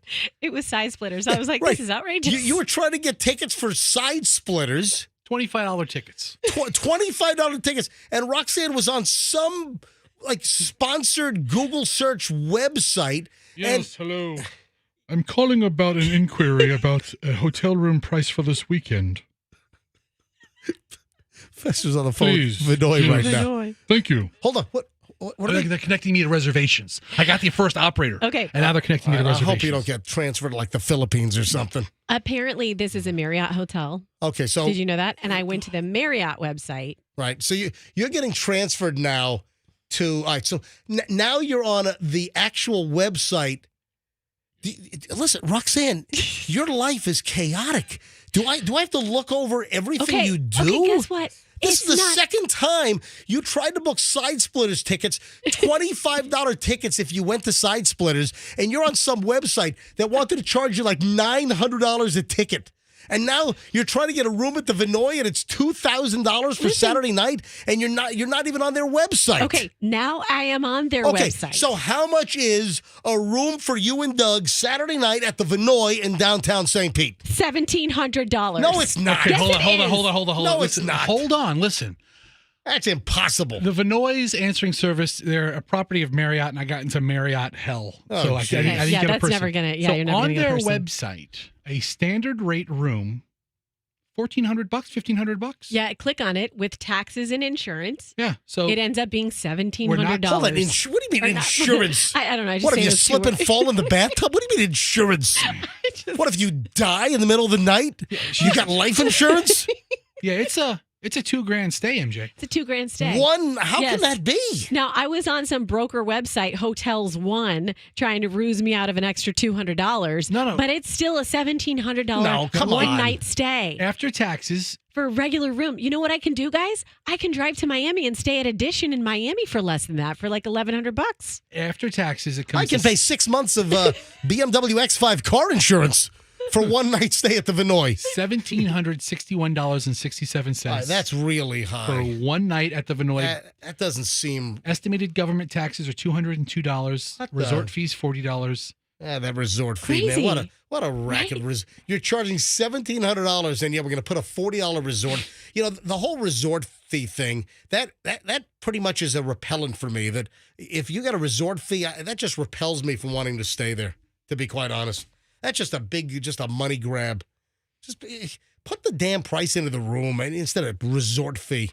You know, Michelle and I, we took the kids to, it was Universal. And this is some years ago. It was like 10 years ago. And we went to stay at the Hotel Universal because then if you stayed at the hotel, then you had the early access to like Harry Potter Land. To get into the resort early, right? Exactly. And then when I checked in, they sprung the resort fee on me. I'm like, no, this is not, it was nothing about a resort fee. Sorry, sir, there's a resort fee and there's nothing I can do about it. I said, okay, we will stay elsewhere. And we had like a 2-night stay. And I just start to walk away. Sir, hang on a sec. Let me talk to my manager. And then yes, my manager's agreed to drop the resort fee. Well, looky there. Well, thank you very much. So that seems expensive. I mean, the Vinoy is a nice property, but 17. I mean, this is not Park Avenue in Manhattan. Yeah, it's just a regular room too. Yeah, just a regular room. Nothing special. Not a suite. Not a 2-room. Just one room. That's pretty high. All right, well, Roxanne. Have fun this weekend. We'll be Ubering back from St. Pete. Sleep in my bed. Isn't there some, like next to Sunken Gardens, isn't there some, or right down the street here on 4th Street, are there a couple of seedy little drive-up motels, right? Yeah, right. Will you pull right up in front of your door? That's where you ought to stay. That's quite incredible. All right. What time is it? 9:40. You can stay at the Hilton downtown 2 miles away for $350. All right. So why did they move Danny Masterson from one of California's worst prisons? So Danny Masterson, you know who I'm talking about, right? Yeah, of course. That 70s show guy. Yeah, the Scientologist guy who was busted for rape and...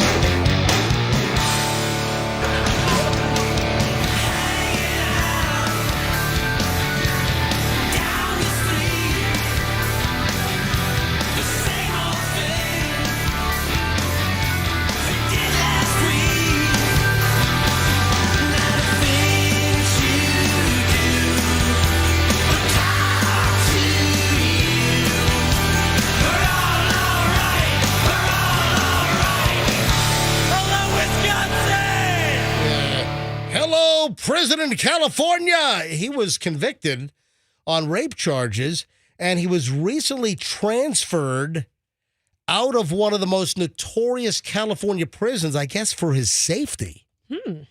Yeah, Danny Masterson's recent transfer to Corcoran State Prison took some by surprise when it was first revealed. The prison, long considered one of California's most notorious, it's home to dozens of death row inmates as well as hundreds of additional murderers. Yeah, Corcoran's no joke. I saw shows on that place. That's awful. Many of the state's most hardened inmates are there. It turns out that the former That 70s Show star won't be a long-term resident there. However, as he was transferred again just weeks after arriving, apparently for his own safety.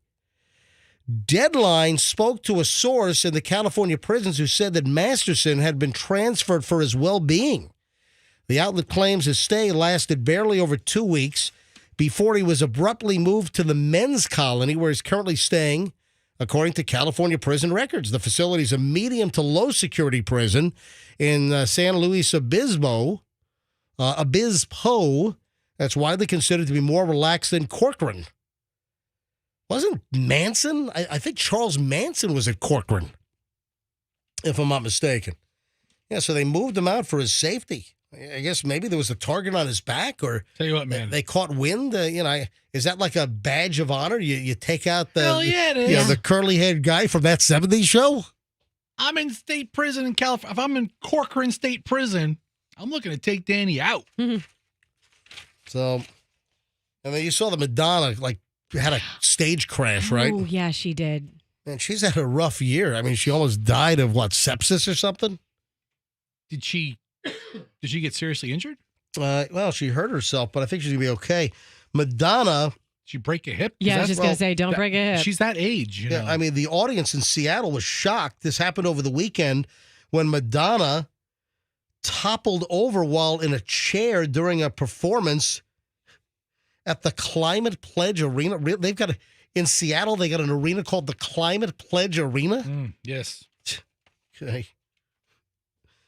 In a video obtained by TMZ, the incident occurred when Madonna, who's 65, sat on a chair during her performance of Open Your Heart. Watch out. She's going to need open heart surgery if she keeps doing all these. Open your heart surgery. You run the anesthesia, and I'll hold the key. So, a dancer attempted to drag the chair down a long section of the stage, and the choreography failed when the dancer lost control of the chair. Both of them fell over on their backs. Oh, man, I wonder if the dancer got totally just bitched out by Madonna after the... I would imagine so. I mean, you really only have one job as the chair puller. Drag Madonna down the stage ramp on a chair, and the dancer fell, and it tossed Madonna as well? I don't know why this is in my head. Maybe, I don't want to say it if it was another performer, but I feel like a long time ago reading a story about Madonna being very hard on her backup dancers. Obviously she wants to put out the best possible product. Sure.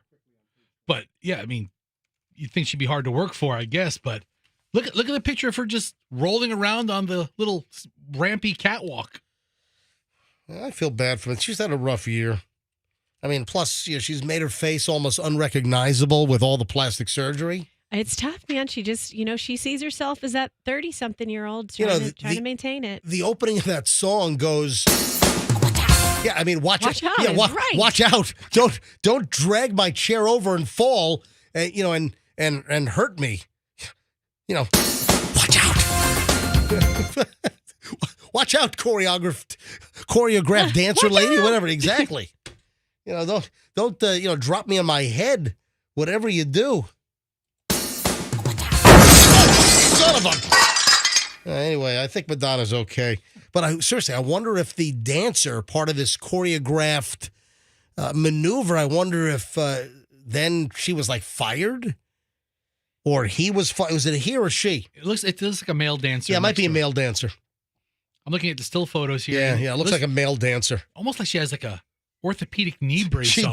It does. I think she's got a knee brace on. Yeah. I think you're right. Anyway, hopefully Madonna is okay. All right, any other loose ends? I don't want to call you out on something, but you made a promise yesterday and we didn't do it. What was that? It was about I just know because I have a webpage open to it. What's the that? Fork situation. Remember, we were going to talk forks again today. Yeah, so why don't you wait until the last 8 seconds of the show to bring it up? Calling you out. No, the whole fork discussion, this happened on Monday's show. Right? It was Monday. It was Friday. Friday's show. Yesterday That's right. Was the holiday, maybe some reduced listenership, so we thought we'd talk about it today. Yeah. Friday, I brought up fork etiquette. And there's a way that some people eat with a fork that drives me nuts. And we spoke about this on Friday's show, and I could not believe the response that I got. Over the weekend, I was flooded. I mean, it struck such a nerve that people were commenting about our fork discussion. And I even got an email from a guy, oh, really? Are you guys that hard up for content? You got to talk about fork eating? Sir, go on. You know what? Go fork yourself. Yeah, no kidding. All right, let me tell you. I'm telling you right now that this is the most response that we've gotten in a long time for some of the content was that struck a nerve when I'll tell you what. Can I tell you? I did not get it today, but we'll get into it again tomorrow because...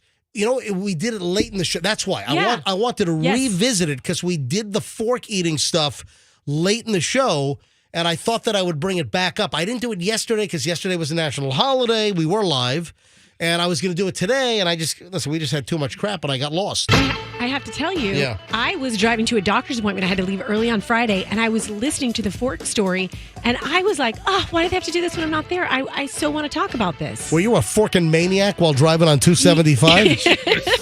Were you forking all over the road? There were forks in the road, and I was a forking maniac. Yeah, she was forking maniac. Forking all over the place. Look at this forking imbecile driver up ahead. All right, let's get the fork out of here. All right, we got to get the fork out of here. All right, folks, we'll do the fork thing tomorrow and kind of follow up with part 2. We'll fork tomorrow. On the whole fork thing. What'd you say? I don't know. I'm just trying to keep this forking thing going. I love you, Roxanne. Did you Roxanne. say we'll fork? I don't think Did you say we'll fork tomorrow? I don't think it worked. Roxanne, Sorry. let's just call it a day. Just shut the fork up. All right, 9:49 at the MJ Morning Show. Oh, we've got Commodores tickets to give away. All right. Yeah, Florida Strawberry Festival. I've got passes for you to see the Commodores coming up on Friday, March 8th. So if you're caller 21 right now, you're going to the Florida Strawberry Festival, see the Commodores. Caller 21 right now, 800-990-1047. Good luck from the MJ Morning Show on Q105. We'll see you back here tomorrow, folks, and let's be careful out there.